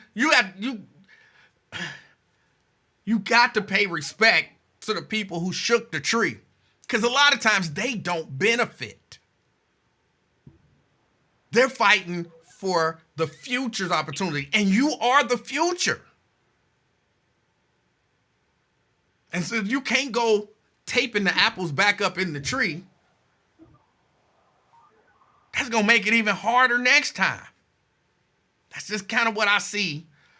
And that might be a part of the case. Twin. What's up, B-Man? How you doing, sir? Equipment and everything, all good? It seemed to be all good so far. I don't wish no bad luck. You let Shelly go this weekend? If you don't make her call, then I think we'll be all right. And I was like, man, what the heck, man? Why thing was messed up that young? I'm like, what's going on? Let Shelly go, man. I've been holding her hostage too long. And I just wanted to call her and mess with your damn brother, boy. He's something else, huh? He be up on. He know everything, huh? He politics for real. Look, here's what I'll say. I know he was out there fighting for a long time. So, Yeah, he did like a 60, 70 round when Marty Martin was fighting and getting rocks thrown at him. He got mulched and everything. But hey, keep it gangster, I guess. But Daddy Affleck encouraged her to do that, man. Gave her a little advice. Go ahead and hire my boy. You know what? Just go ahead and start. We got it next year. Go ahead and hire my boy. We got you. And it's a slap on the face, Emanuel. Y'all been with the struggle with the old school, your brother name from the preachers and leaders and stuff back in the day. But that's gone, man. Ain't nobody here to, the guy at the new news and everything. They just get in the seat and, I'm in the seat. I'm an official now. What y'all need? We trying to get something, but you won't give it to them. But it shouldn't be like that, man. She should have just, when Reggie left or whatever, put somebody else black in there. If that white man would have left, put somebody else white. Let's keep it, equal out or whatever. But don't want to, just because you buddy and Affleck said this and all that. Come on, man. And then you want folks, throw shades and, criticize you. But if you're wrong, like Iris say, you're wrong, you're wrong. Let y'all be held accountable for this bogus stuff y'all doing in Cincinnati, man. And for me, I really don't know too much about, a little bit, but not too much. He say, she say stuff. I'm like, yeah, in the history of how y'all getting played for many, many years. And that's got to change, man. It's got to be somebody strong, Emmanuel, to stand up for the people here. Like, no, we are not accepting this BS no more. We've been through this struggle 20, 30, 40 years ago. Not today. And everything, but, that's how it got to be, man. Quit being scared. Tell them people how you really feel. You in the politics gang or community, whatever, really tell them people how you feel. We're not taking it no more. Hell with this. We've been through that. No. Otherwise, same people that voted for, they pump faking right now, man. It's going to be the same one go vote for again. They're talking smack. So go on with that pump faking shit. You can do this in the chat or, on the show or in Facebook, whatever. But you the same person going to be there next year when it's time to vote. So if you really, really want to get down, just go down there to, the council meeting or whatever they do, they little business. That is, hey, I feel like you was wrong and this and that, and just keep it real. Because if I run into her, I'm going to tell her how I feel. I'm going to tell her right there in the door. I'm not scared of nobody, but you can't keep holding shit because it's going to bust your damn heart. You have a heart attack. let it go. If you feel like, hey man, I can't holler at you, man. You know why? You's an ignorant person. You stupid as hell. Whatever, some goofy stuff you'll tell them like, I don't like who you hang with, and that's a bad influence on my kids, on my life. Just tell them how you feel. If they accept it, cause you'll get some ignorant, like, nigga, fuck you and all that. But you know, if they accept this, if not, just keep moving and everything. But you know, just quit being ashamed and quit being scared and holding stuff. Stop holding stuff back. Whatever's on your heart and you feel about that person, whatever you don't like them, you ain't gotta say nothing to them. If you don't say nothing to them, they know. Damn, Twin don't fuck with me. No, I don't fuck with you. You know I don't like you. I ain't say how about you. You know I don't mess with you, man. So you feel my drift. I don't like you. That's how you gotta tell a person. You was dead wrong. You this and all that. So to each his own, man. I'm just saying, man. What are you saying? Understand? I'm just saying how I feel. How it is. How people went through the struggle through Cincinnati, and hey, this what they get, man. And then you gotta, just because a person wear pink and she chocolate and they white and all that, brown, whatever, and that don't mean what's on the inside. Hell with the outside appearance, it's what's on the inside and everything, your heart and your mind. The outside kind of matter a little bit too. Man, it don't matter shit. That's pump faking, man. It matters. Well, it do. I forgot. I take that back. You right. You finally right. I can't agree with you. Right, but still, man. I'm finally right. I'm usually right. No, you're not. You got to be checked sometime too. Now you got to be checked because you be out of order. Because you was off a little bit. I tried to catch up and see. I'm like, what is he talking about? And everything. I know I'll be off sometime, but I really had to study you a little bit today. I'm like, I'm not out of order just because you can't catch up. Just so you know.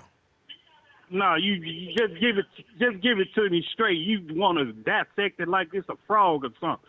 To the A, to the A, to the B, to the C. Take the legs and drop it off, and you put it back in. Put it on. Man, come on, man. Just say one thing. Just drop it off. That's one subject, man. Just drop it off. Okay. You ain't gotta really dissect the problem. It's there, man. You got to go into details about it, but, you got to break it down dummy terms. I understand that sometimes we need a little bit of that. You did? So, I think I did. All right, man. I'll holler at you, man. Hey, glad to see you, E, man. All right, Twin. You went on Friday, Thursday, you been missing, and Shelly been hanging from the ceiling, and she finally out. Ain't no bees swimming around, basement and everything. You want you some Shelly. You want you some Shelly bad, too. Little baby girl there? No. No, man. It just be funny, man, the way it went down with the equipment that when Shelly was on, it was like sabotage the whole thing. But it is, but it's all fun, man. It's all fun, man. Twin, you got my hoodie, man. Huh? You got my hoodie. What hoodie? The Chicago one? Yeah, man. It's getting cold. I'm working on what I think is going to be a good design. I'm not a graphic designer, so I'm just coming up with something, but I think it's going to be nice. I'll wait like a Kool-Aid check every month, though. I'll wait for it. All right, man. Be safe, E-Man. I'm still keep listening and everything. All right. That was Twin. Karamia, now you can call back. It's the same number. You're calling the right number. You just are calling in too late. Like, I don't have 2, 3, 4 lines to put you on hold. So if somebody's on when you call, you just got to call back. So... But I want to hear from you. So I don't want you to think I'm, playing you to the left or whatever. I want to hear from you. But you can call now. And then I'll get you in. Oh, see, Ron's calling now. Ron. Karamia, you can't call in because I'm in. What's up, man? How you doing, sir? I'm good. Good. So lightning gonna strike twice in the same place. So I 150% agree with Nate. I can't stand you, Nate, but he was 100% correct with what he was saying. And the thing about it is the fact that, well, not the fact that, if nobody is just 100% considering that was Abtab's choice, you sleeping. And this is just indicative of Cincinnati. And you know, I won't get over that statistic that Lincoln read on his show um, last year. We were the what fifth most statistic was that? we were the fifth most racist city, but the fourth most livable city in the nation. And see, that speaks volumes in the city of Cincinnati. Because and it's a trip. You know, I keep hearing people speak about, you know, and Wyatt said that. Wyatt said it earlier today, and you know, doing a chess to checkers comparison. But you know, it's like, you know, whoever Hold on a second. Karamia, it, you have to wait until Ron hangs up and then call right back. But I can't take Jeremy, I ain't gonna take long. I can't take two calls at the same time. I only have one line. Go ahead, Ron. I'm gonna get off, but it's a trip. You know, there's levels to poverty, and it's a trip. I discovered that last year, and you know, I typically, you know, see homeless folk, and you know, and that's the poverty scene for me. But I went to somebody's house, and you know, I won't. I just won't. I won't describe. But I went to somebody's house, and they called me again for a ride, and I didn't pick up the phone, and they left a voicemail, and the gentleman was saying in the background, Hold on, Karamia. you know, you wait until Ron hangs up, and then when Ron hangs up, you call right back. Okay. She got something to say, and I want to hear it, but she just keep calling. Yeah, I'm great to get off. I'm great to get off. But like I said, the gentleman that was talking to the young lady in the background, she said, you know, or he said, you know, you don't have to worry about this, that, and the other. You need to worry about all these rats running around. And you know, like I said, I was getting ready to pick her up. And that broke my heart. That broke my heart to know that I was, you know, that those levels of poverty exist right now. And the reason I'm saying that is because Wyatt said something about chess and checkers, because you know they playing chess and we still playing checkers. Some folk playing checkers. You know, but what about poor folk that, you know, really feel like they don't have any shit in the game? You know, I mean, it's just sad, man, and it's, you know, we're not thinking about us. We're not thinking about us as a people, and it's a trip. I learned when I filed my first lawsuit myself that I would have to stick this shit out for myself. And I learned how people move in Cincinnati. And again, everybody that look like us ain't for us. And I'll just go ahead and let Karamia call. Ron, I appreciate your call. We only got a few more weeks for those terrible things to happen. Well, hey, you know, I mean, it's what it is right now. What it is right now. And if you don't see it, you know, hey, you don't see it. All right. Hey, Ron, I appreciate your call. Well, oh, sorry, I didn't mean to cut him off. All right, Karamia, now is a great time to call. Go ahead and dial now before somebody else call. Because I want to hear what you have to say. 513-717-KING. That, I don't think this is Karamia. Caller. Is this Emanuel? This is. Hi, Emanuel. I couldn't get through on the other number. No, you It's were not. you were fine. Just I only have one line. So yeah, somebody was on it. So, but go I ahead. see that. You're here now. But I'm on a totally different phone now. How are you today? I'm fantastic. How are you? I'm doing well. I called to get on the conversation about Tamika Owens. I don't think her name is And Tamika. I think it's just no, Mika. Yes, Mika Owens. I apologize. that's all It's right. Mika Owens.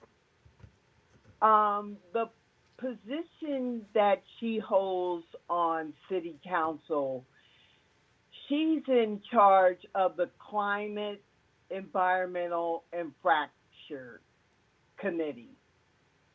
Okay. So my question is, was she selected to make the appointed Evan Nolan? Who gave her power to do that? Reggie Harris. Shouldn't it have been Jan Michelle Kearney, the No, vice no. mayor? The way they do it, like, okay, say you and I are on city council, and when you take the office, you look around and you look at all of the other people on council, and you'll look at me and you say, Emanuel, if something happens, if I step down, if I die, if I whatever, I want you to choose my replacement. It's I don't. that simple. I don't think Reggie Harris would have agreed with her selecting Evan Nolan. Why couldn't Reggie Harris then appoint someone himself, like Cecil Thomas did, his wife? Well, He put I her don't. No, in I don't. I think you're position. misunderstanding the process. Reggie can't because he's stepping down. And the process is, whether you like the process or not, the process is everybody on council has designated someone else on council to choose their replacement. So you don't get a say once you're Okay. gone. Well, then that can't be true because Cecil Thomas when he left his seat on city council, he appointed his wife. No, not true. So how did his wife get the seat? He may have appointed her while still on council. I can't say for sure, but when he left, someone else had to appoint someone to replace him. He had designated someone as the person to make that call. Well, the reason why I state that I don't believe that Mika Owens should have been the person to appoint because of her position as being a climate environmental infraction. That is her responsibility and her jurisdiction. I feel that this is my personal opinion that it should have been Vice Mayor who did the appointment.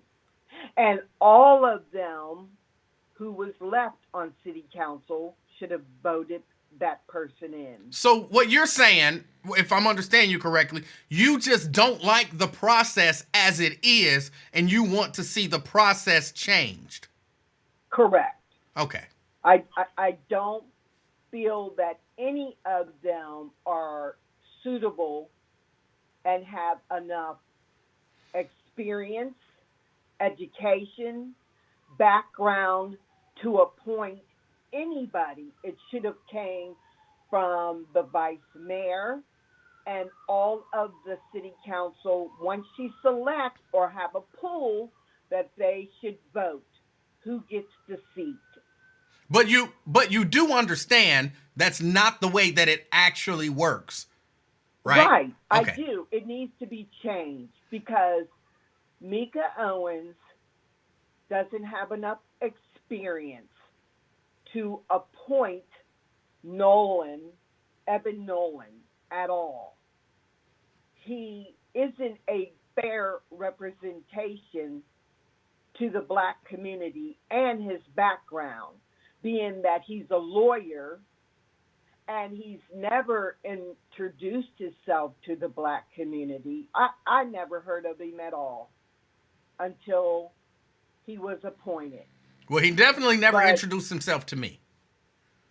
right, and Mika Owens does not have enough experience, period, to appoint anybody, being Well, that her jurisdiction is in climate, No, environment, but no, and infraction. but yeah, no, that doesn't mean anything though. It doesn't. Even her prior experience as political science. You know, I tried to look her up to see if she had a major and graduated with her major in political science. I can't find that anywhere. Well, but I'm not sure that makes that big of a difference.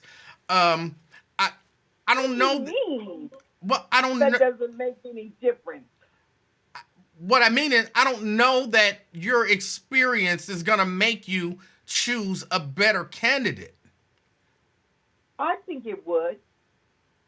The reason why I say that, because if you've been in the arena of the political science, say that you've had different positions in, maybe that she was a city council member in another jurisdiction, or that she held a seat of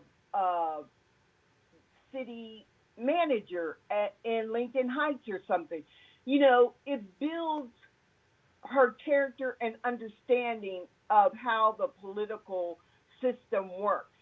And the reason I feel that she picked Nolan was to scratch her back, or it was to help her in her endeavors in future career choices. That's possible, but any of them could do that. That's true, but to me, she doesn't have enough experience to have picked Actually, the right candidate. The argument could be made that the more experience you have, the more prone you are to make that political appointment based on what political favor it could get you. And also, you can look at it not just, if you scratch my back, I'll scratch yours, but I'm saying, does this person have experience as to know the procedures and policies of city council? Huh? Because he doesn't. He doesn't have any priors. None of them actually did until they got into the role. Exactly. But she could have made a better choice. She could have made a grassroots choice to someone who has been fighting on the line of grassroots that have been in many political positions, like O.Z. Davis. He's a grassroots. There were several grassroots individuals that would have been perfect for that position. Well, not in her opinion, apparently. Because she doesn't have experience. My point. I don't. Okay. Well, since you don't agree with the process, you don't agree with the process. I don't. Okay, so I don't. So, are you willing to work with a coalition, help build a coalition of people to maybe put something on the ballot to create some sort of a charter amendment to change that process? Yes, that I would like to see the vice mayor involved and all of the council member vote on that candidate who will be appointed, because then it would be more rational and it would have different views, and they could share candidates that are more likely suitable for the position.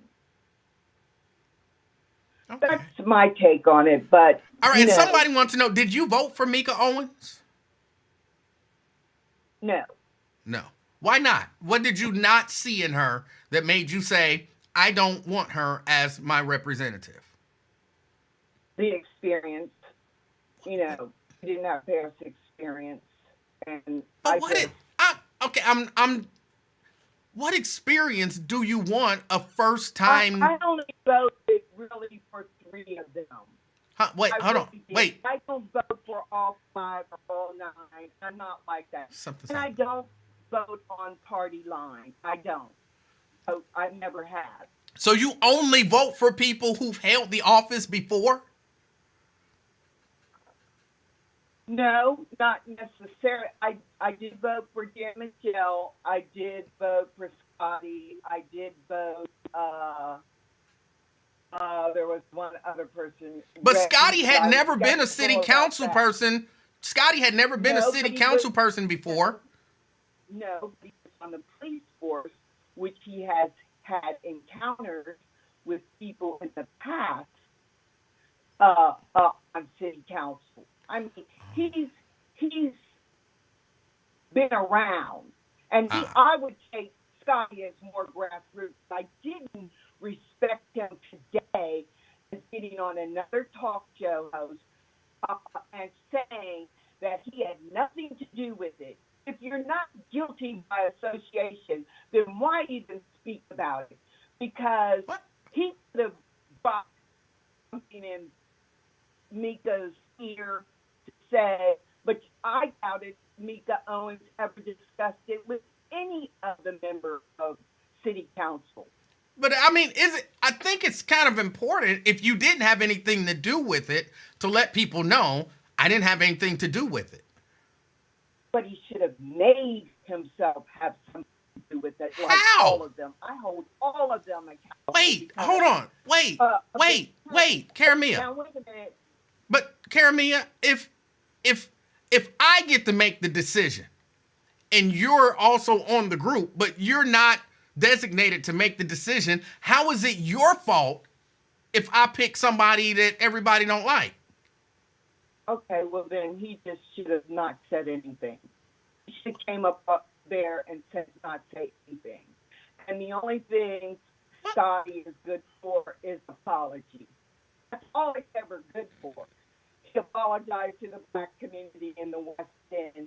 And I'm sure now his role, he's in public and safety. You know, that's his role on city council. I have not seen anything that even Scotty has put in place to make it better for any of the citizens in Cincinnati.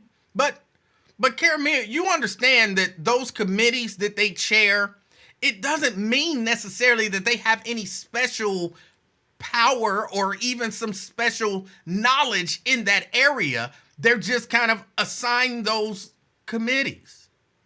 Okay, it's like a job. If you come in there and you join an organization and they say, you're responsible for this, then you are going to read up on it, you're going to educate yourself about it, and different changes that you want to make for the betterment of the people, that is what you're going to put in place. You're just not going to sit on the committee and hold your hands and do nothing. Well, but he doesn't, just because he's the chair of the committee, again, that doesn't give him some special power. He still has to, it's a vote. He just do nothing runs like he does. Huh? Do nothing like he does. No, he just runs the committee, but he can't, because he's the chair of, they don't call it law and public safety anymore, but because he's the chair of law and public safety, he can't just be like, the police getting a raise today. He doesn't have that type of authority just being the chair of the committee. He can make recommendations on public and safety and governance committee. He can make policy changes. Yes, he can. No, No, they have to vote on it, but he brings to their attention about some changes that he wants to make for the betterment. But they can all present motions and then vote on them. But that's all that he can do.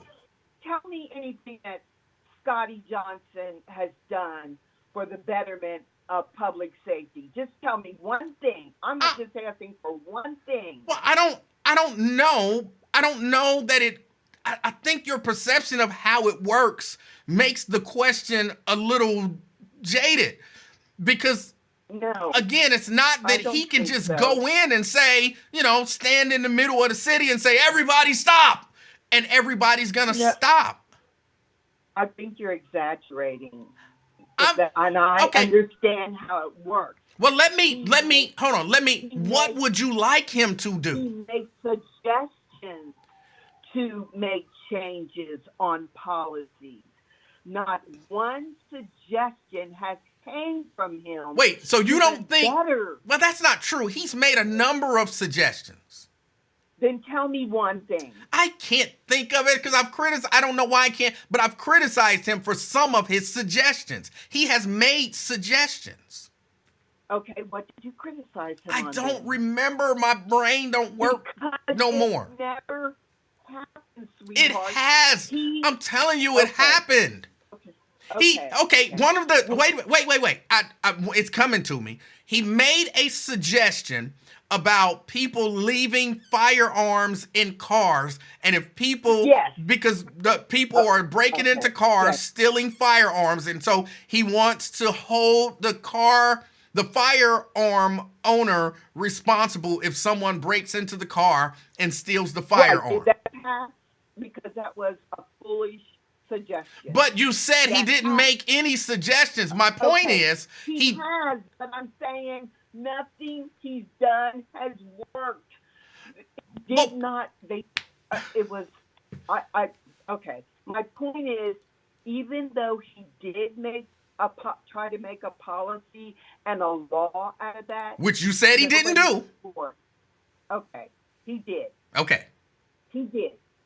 But it's far and few between. I'm just saying, nothing has stuck with him other than an apology to West End. But that's all that he has the power to do unilaterally. It's like what Nate was saying. I remember Manette Cooper used to always say, you got to be able to count to 5 in order to get anything passed. And if he doesn't Right. have 4 additional people who are going to vote with him, he can stand up. He has the power unilaterally to hold a press conference and say, I apologize for what happened 187 years ago. That he has the authority to do because it means nothing. It's symbolic. That But it means he doesn't have the authority to unilaterally do anything, to change a law, change a rule, do anything of that nature. unless he gets 5 votes. And Right. that's true. Just like the nonsense of him trying to make anybody breaking the law who had firearms in the car that they would get cited. It Right. didn't pass. Right. And even his apology was worthless because nothing behind it can he do. But what do with you the want him to apology. do? He can't make it better.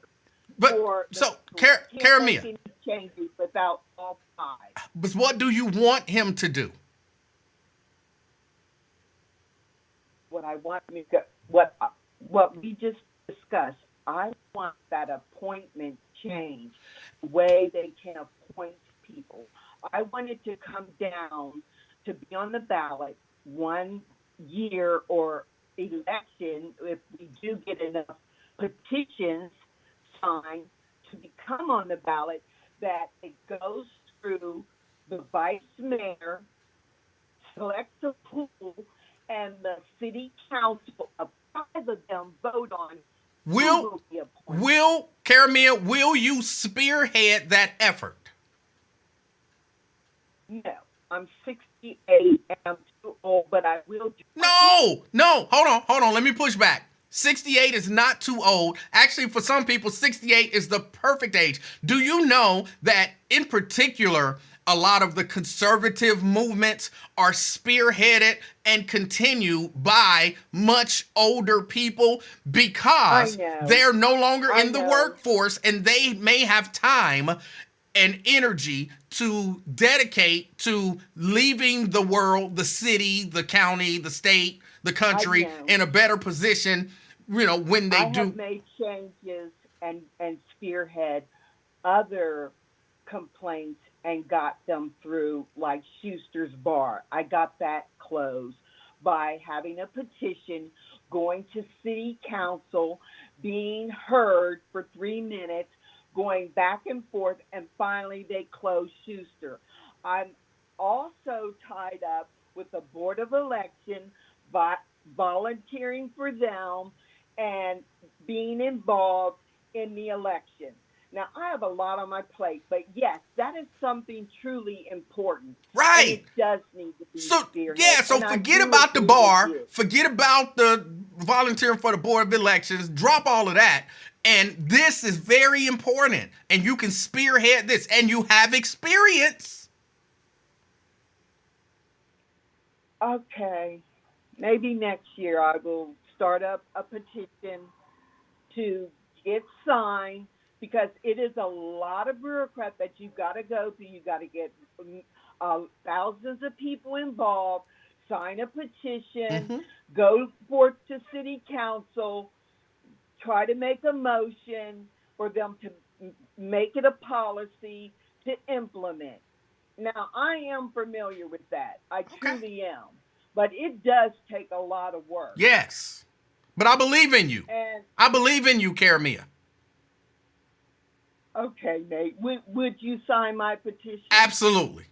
To have it done like that? Absolutely. We will see. All right. So after the election, I'll see where my mental capacity is, Okay. and I'll go forth with that. All right. All It right. was good talking to you. It It was really good. was. It was good talking to you Because as well. Right. You gave me some knowledge about how it's done now and their policy, and it's got to change. All right. Hey, thank you for All the right, have call. a good I evening. appreciate your support. Bye-bye. All right, bye. There we go. See, that's what it's about. That's what it's about. Now she about to become a tree shaker. Yes. She did call me Nate. It was an accident. I understand. All right, y'all. I gotta go. Y'all know I got some stuff to do, and apparently I have at least one delivery to make today. So I appreciate y'all all hanging out with me. I don't like the idea that the black majority is gone, even though I understand the idea that just because it's a black majority doesn't necessarily mean they're gonna work in the interest of the black community. I get that. I do. I get it. But at what did B-Rap say? All skin folk ain't kin folk, and whatever the thing is. I understand that. I understand that. But some stuff starts symbolically and has to grow to maturity. And I think for some people, it's almost, I'm gonna call it an Obama effect type of thing. I can't guarantee it, but I believe there were a lot of young people who saw Barack Obama ascend to the presidency. And some of us looked at it and said, he didn't do enough for black people. But guess what that probably did? It put some other people in the pipeline who would have never considered it even a possibility. Just seeing it made it possible in their minds. And so they are on that path now. So you see the black majority. And maybe that's why you had a number of qualified candidates. Because they're like, black majority. Now it's a reality. I see it. It can happen. We can do it. And now that it's a reality for them, they're ready to. So you eventually, hopefully, end up with 5 good-minded black people who want to work in the best interest of the city and the black community. But then you take that away, and for some of them, it looked like, oh, it's still not possible. Even when we get it, they take it away or we give it away. So I think even if just symbolically, it is important. Key, Hey, man, you still on the air? I am. Okay, I thought you was going off. I was trying to call you. I'm in the store. I didn't know if I was going to be one of them deliveries. I was just checking to see because I'm out and about moving around. I was like, I will Is he reach gonna out to deliver to you. you? I will reach out to you. I will reach out to you. okay. Okay, hey, everybody. I can't see the chat. I'm in the store. So I'm just checking with Emanuel. I thought he was off. He said he's about to go, but he ain't going nowhere. I'm You're going. going to talk for another I'm going 15 now. minutes, probably. Nope, I'm going now. I was wrapping it up. Okay. Okay, wrap it up. Key, enjoy All right, your Emmanuel. day. All right. That's Key. Yeah, I gotta wrap it up. Yeah, because I have to deliver her shirts as well. So, Brent. No, you cannot wrap it up. I was in a meeting and I heard your brother slander me. And he was sprinkling a whole bunch of Tony Sashery on everything he was saying. I don't know what that means. You don't know Tony Sashery seasoning with the green? It's like a Cajun spicy seasoning. Nope. Well, that's right. Y'all only got cinnamon up there to season y'all food in Cincinnati. But so my hoodie's in the mail. It's in the mail. Yes, it is.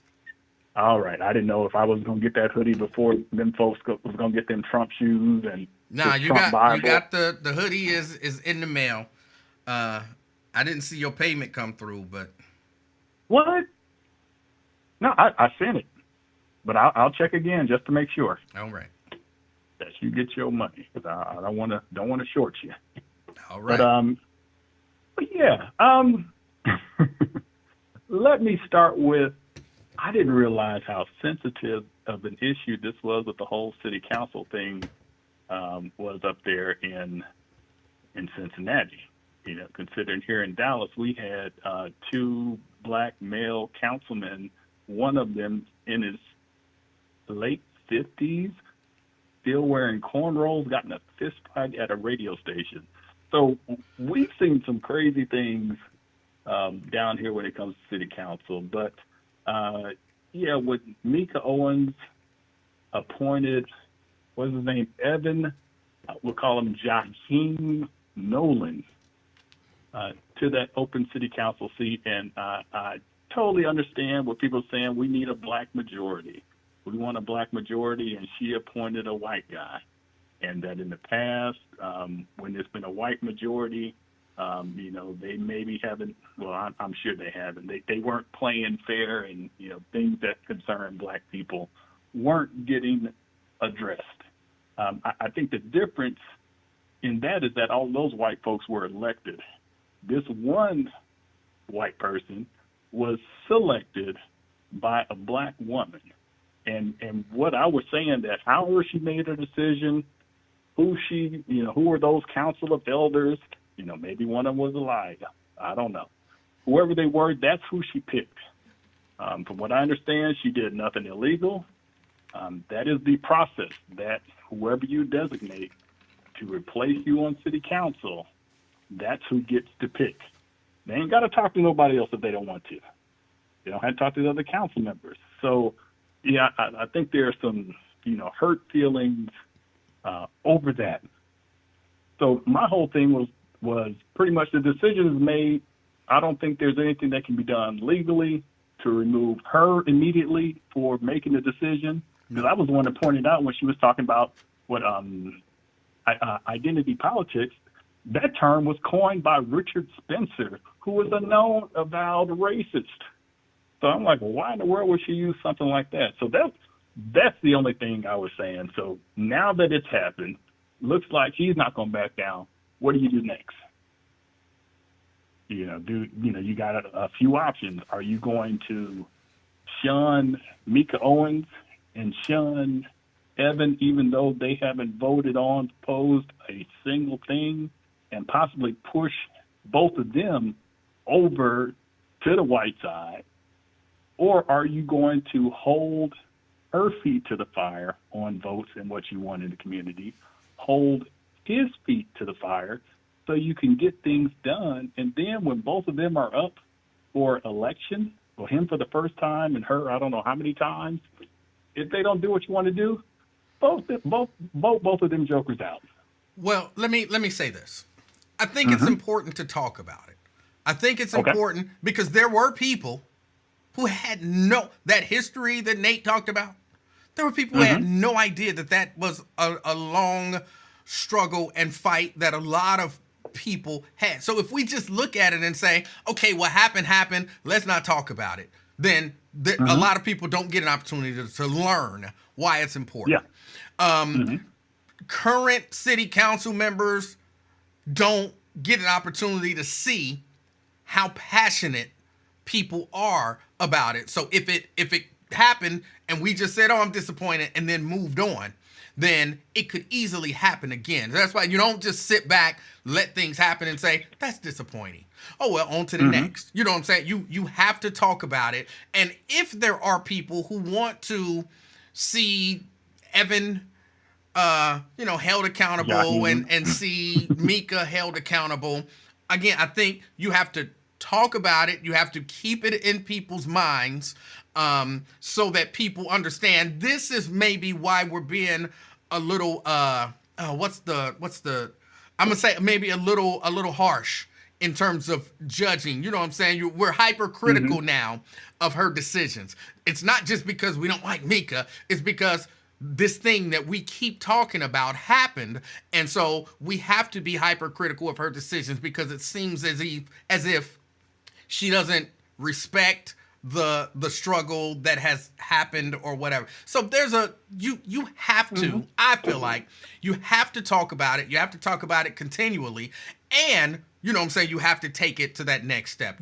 Hopefully not to the point where, you're like, because hopefully she's mature enough and Evan is mature enough to say, look, I'm going to take heat for this and criticism and not be like, well, if you're going to criticize me, then I'm going to just vote against everything black. That would be horrible for them, but it would show their character as well. So, no, I think... But it would also be understandable.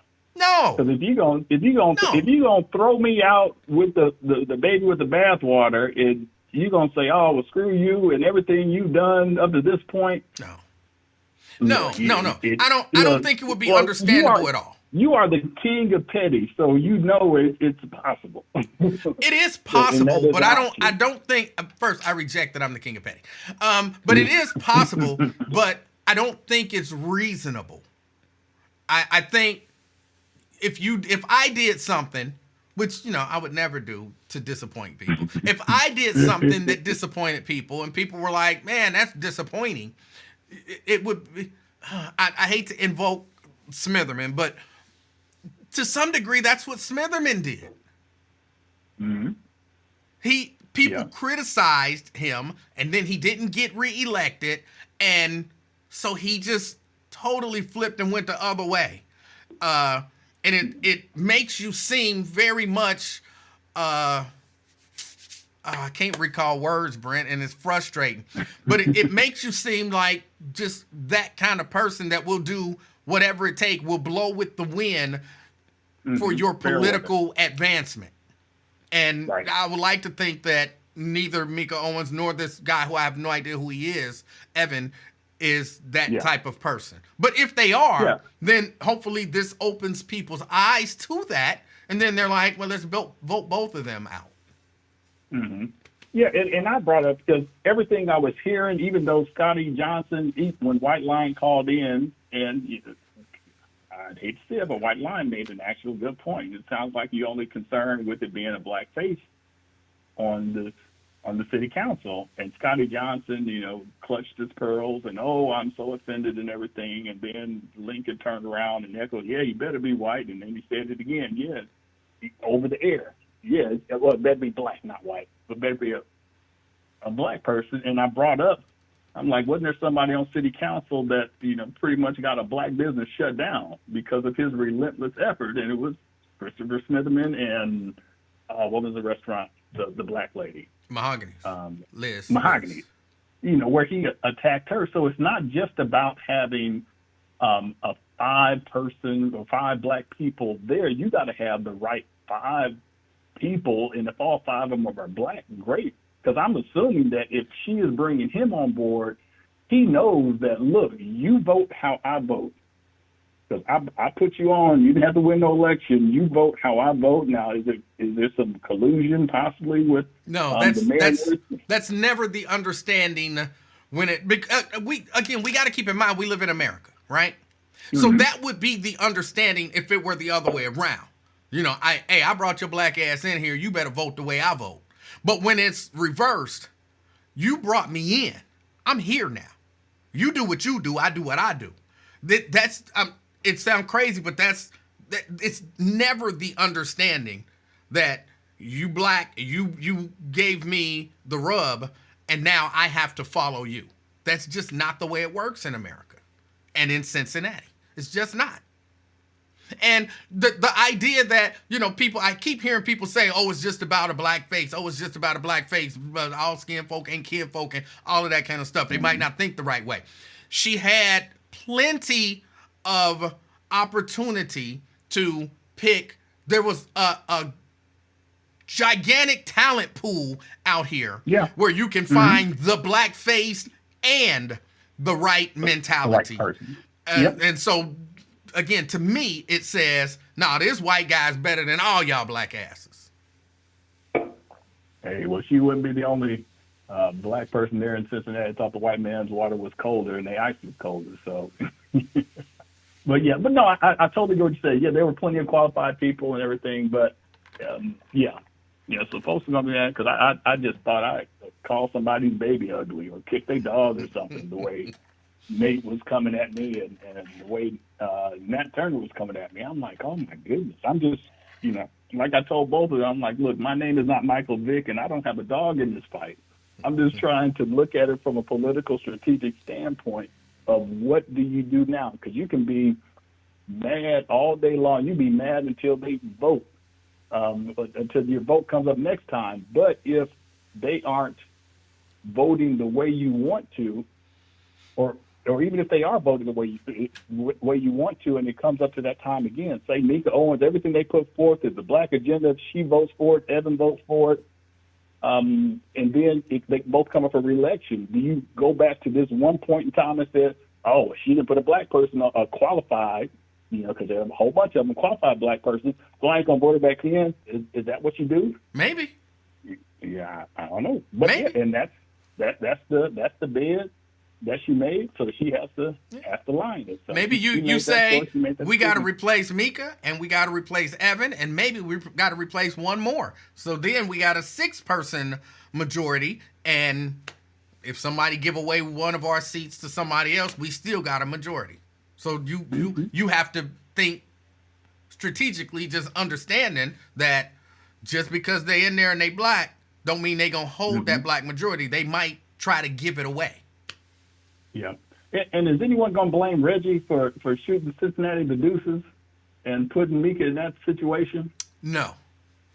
Or for having, she made the choice. I'm guessing he knew what type of person she was, so that's on him choosing him. No, I doubt that he knew. I mean, you can't know. You know what I'm saying? You believe that you know a person's character and, you know, where they stand, and you say, okay, I trust you to pick my replacement. But then you gone. So if they pick the wrong person, you can't blame the person who left. Yeah. Now Cincinnati has a 9-person city council. Is that correct? Yes. So which city council person is able to select 2 different people? Because it's an odd number, so it's not evenly distributed. So one person, if 2 people leave, they have the ability to appoint. No. Okay, you're one, Brent. You're one of 9. Yep. You get to pick of those other 8 people. You get to say, Emanuel, you appoint my guy.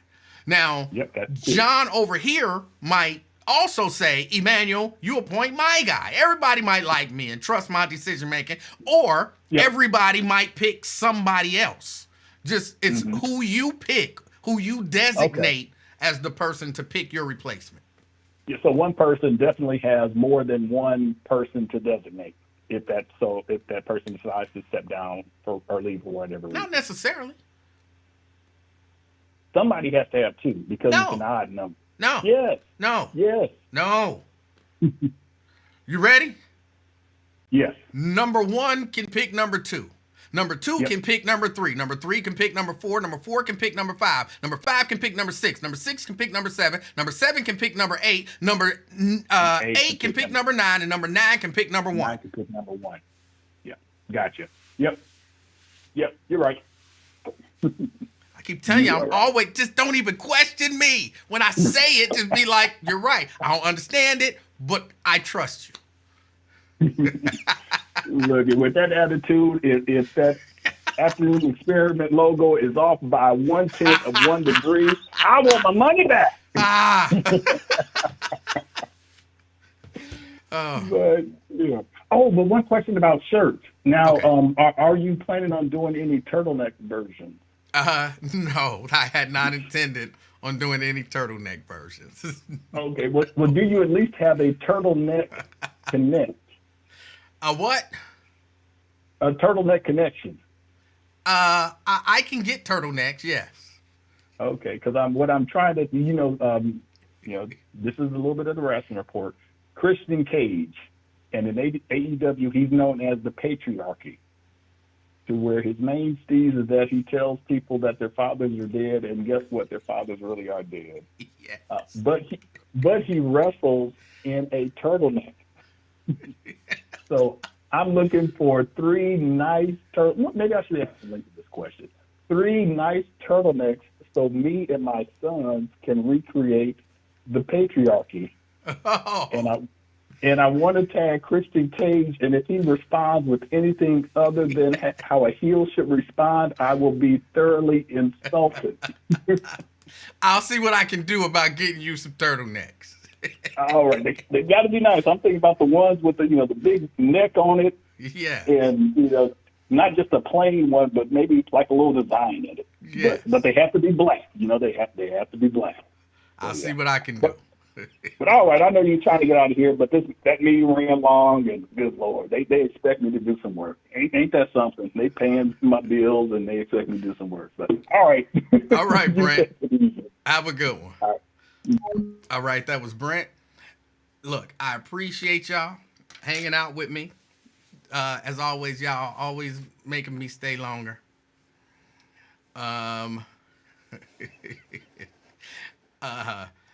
Everybody, get out. It's kind of cold out, but I don't typically like the cold, but it's a decent cold. If you get out there and you start doing not today, but it's probably on Saturday, get out there and blow all these leaves falling off the tree and get them up. It should be a good day for that. But get out, enjoy it, put on some warm clothes, a hoodie or, a jacket or something like that. And Vernon says, Mika, I'm still with you. And I'm not against Mika. I don't like the decision that Mika made. But I'm not anti-Mika. And if it sounded like that, then that's not my intention. But I will be maybe a little more critical in terms of watching the decisions that she makes, because this kind of sends a little bit of a message. And I hope it's like a one-off. And I really, realistically, I'm hoping it was something political that, of course, she'll never say, I did it for political reasons, But hopefully it was something, done for political reasons or political favor or something like that. And, we can move on. And just keep an eye on her. Because to me, it does rise to that level, but not to the level of tossing her out. All right. And that's how I feel about it. Get out, enjoy the cool fall weather. Went to Halloween Haunt on Saturday, I think, up at Kings Island. And can I tell you, it was the most crowded that I have ever seen Kings Island. And I've been going to Kings Island since I was a little bitty kid. I've never seen Kings Island that crowded, ever. So people are out there enjoying Halloween Haunt, and it's one of those things where you kind of feel like, hey, I ain't really in the crowds like that, but to see all the people out just having fun, enjoying themselves, getting a little scared and all of that kind of stuff, it was nice. But again, it was the most crowded that I've ever seen Kings Island in my life. Are the rides still on? The majority of the rides are still operational, yes. Definitely the roller coasters are all still going, and a number of the rides are. Like the water rides, no. But a lot of the rides are still going. And the lines for those rides are long. Because it was the most crowded I've ever seen Kings Island in my life. But I had a good time. No, the little baby didn't go. I didn't want to take the little baby because I know, what I'm saying, there's going to be people running around scaring people. But that don't start till 6. So I might take her next week or, this coming up Saturday. I might take her up there early in the day because I think they do some little trick-or-treat type stuff for the kids. And a few of the little kids' rides is open and everything too. So I might do that. Jericho says, was it crowded? It was the most crowded I've ever seen it. But it was fun for all. Anyway, that's about it. Y'all enjoy the rest of y'all evening. And as you're out and about, as always, be the reason that somebody smiles. Till next time. I'm out, y'all. Peace.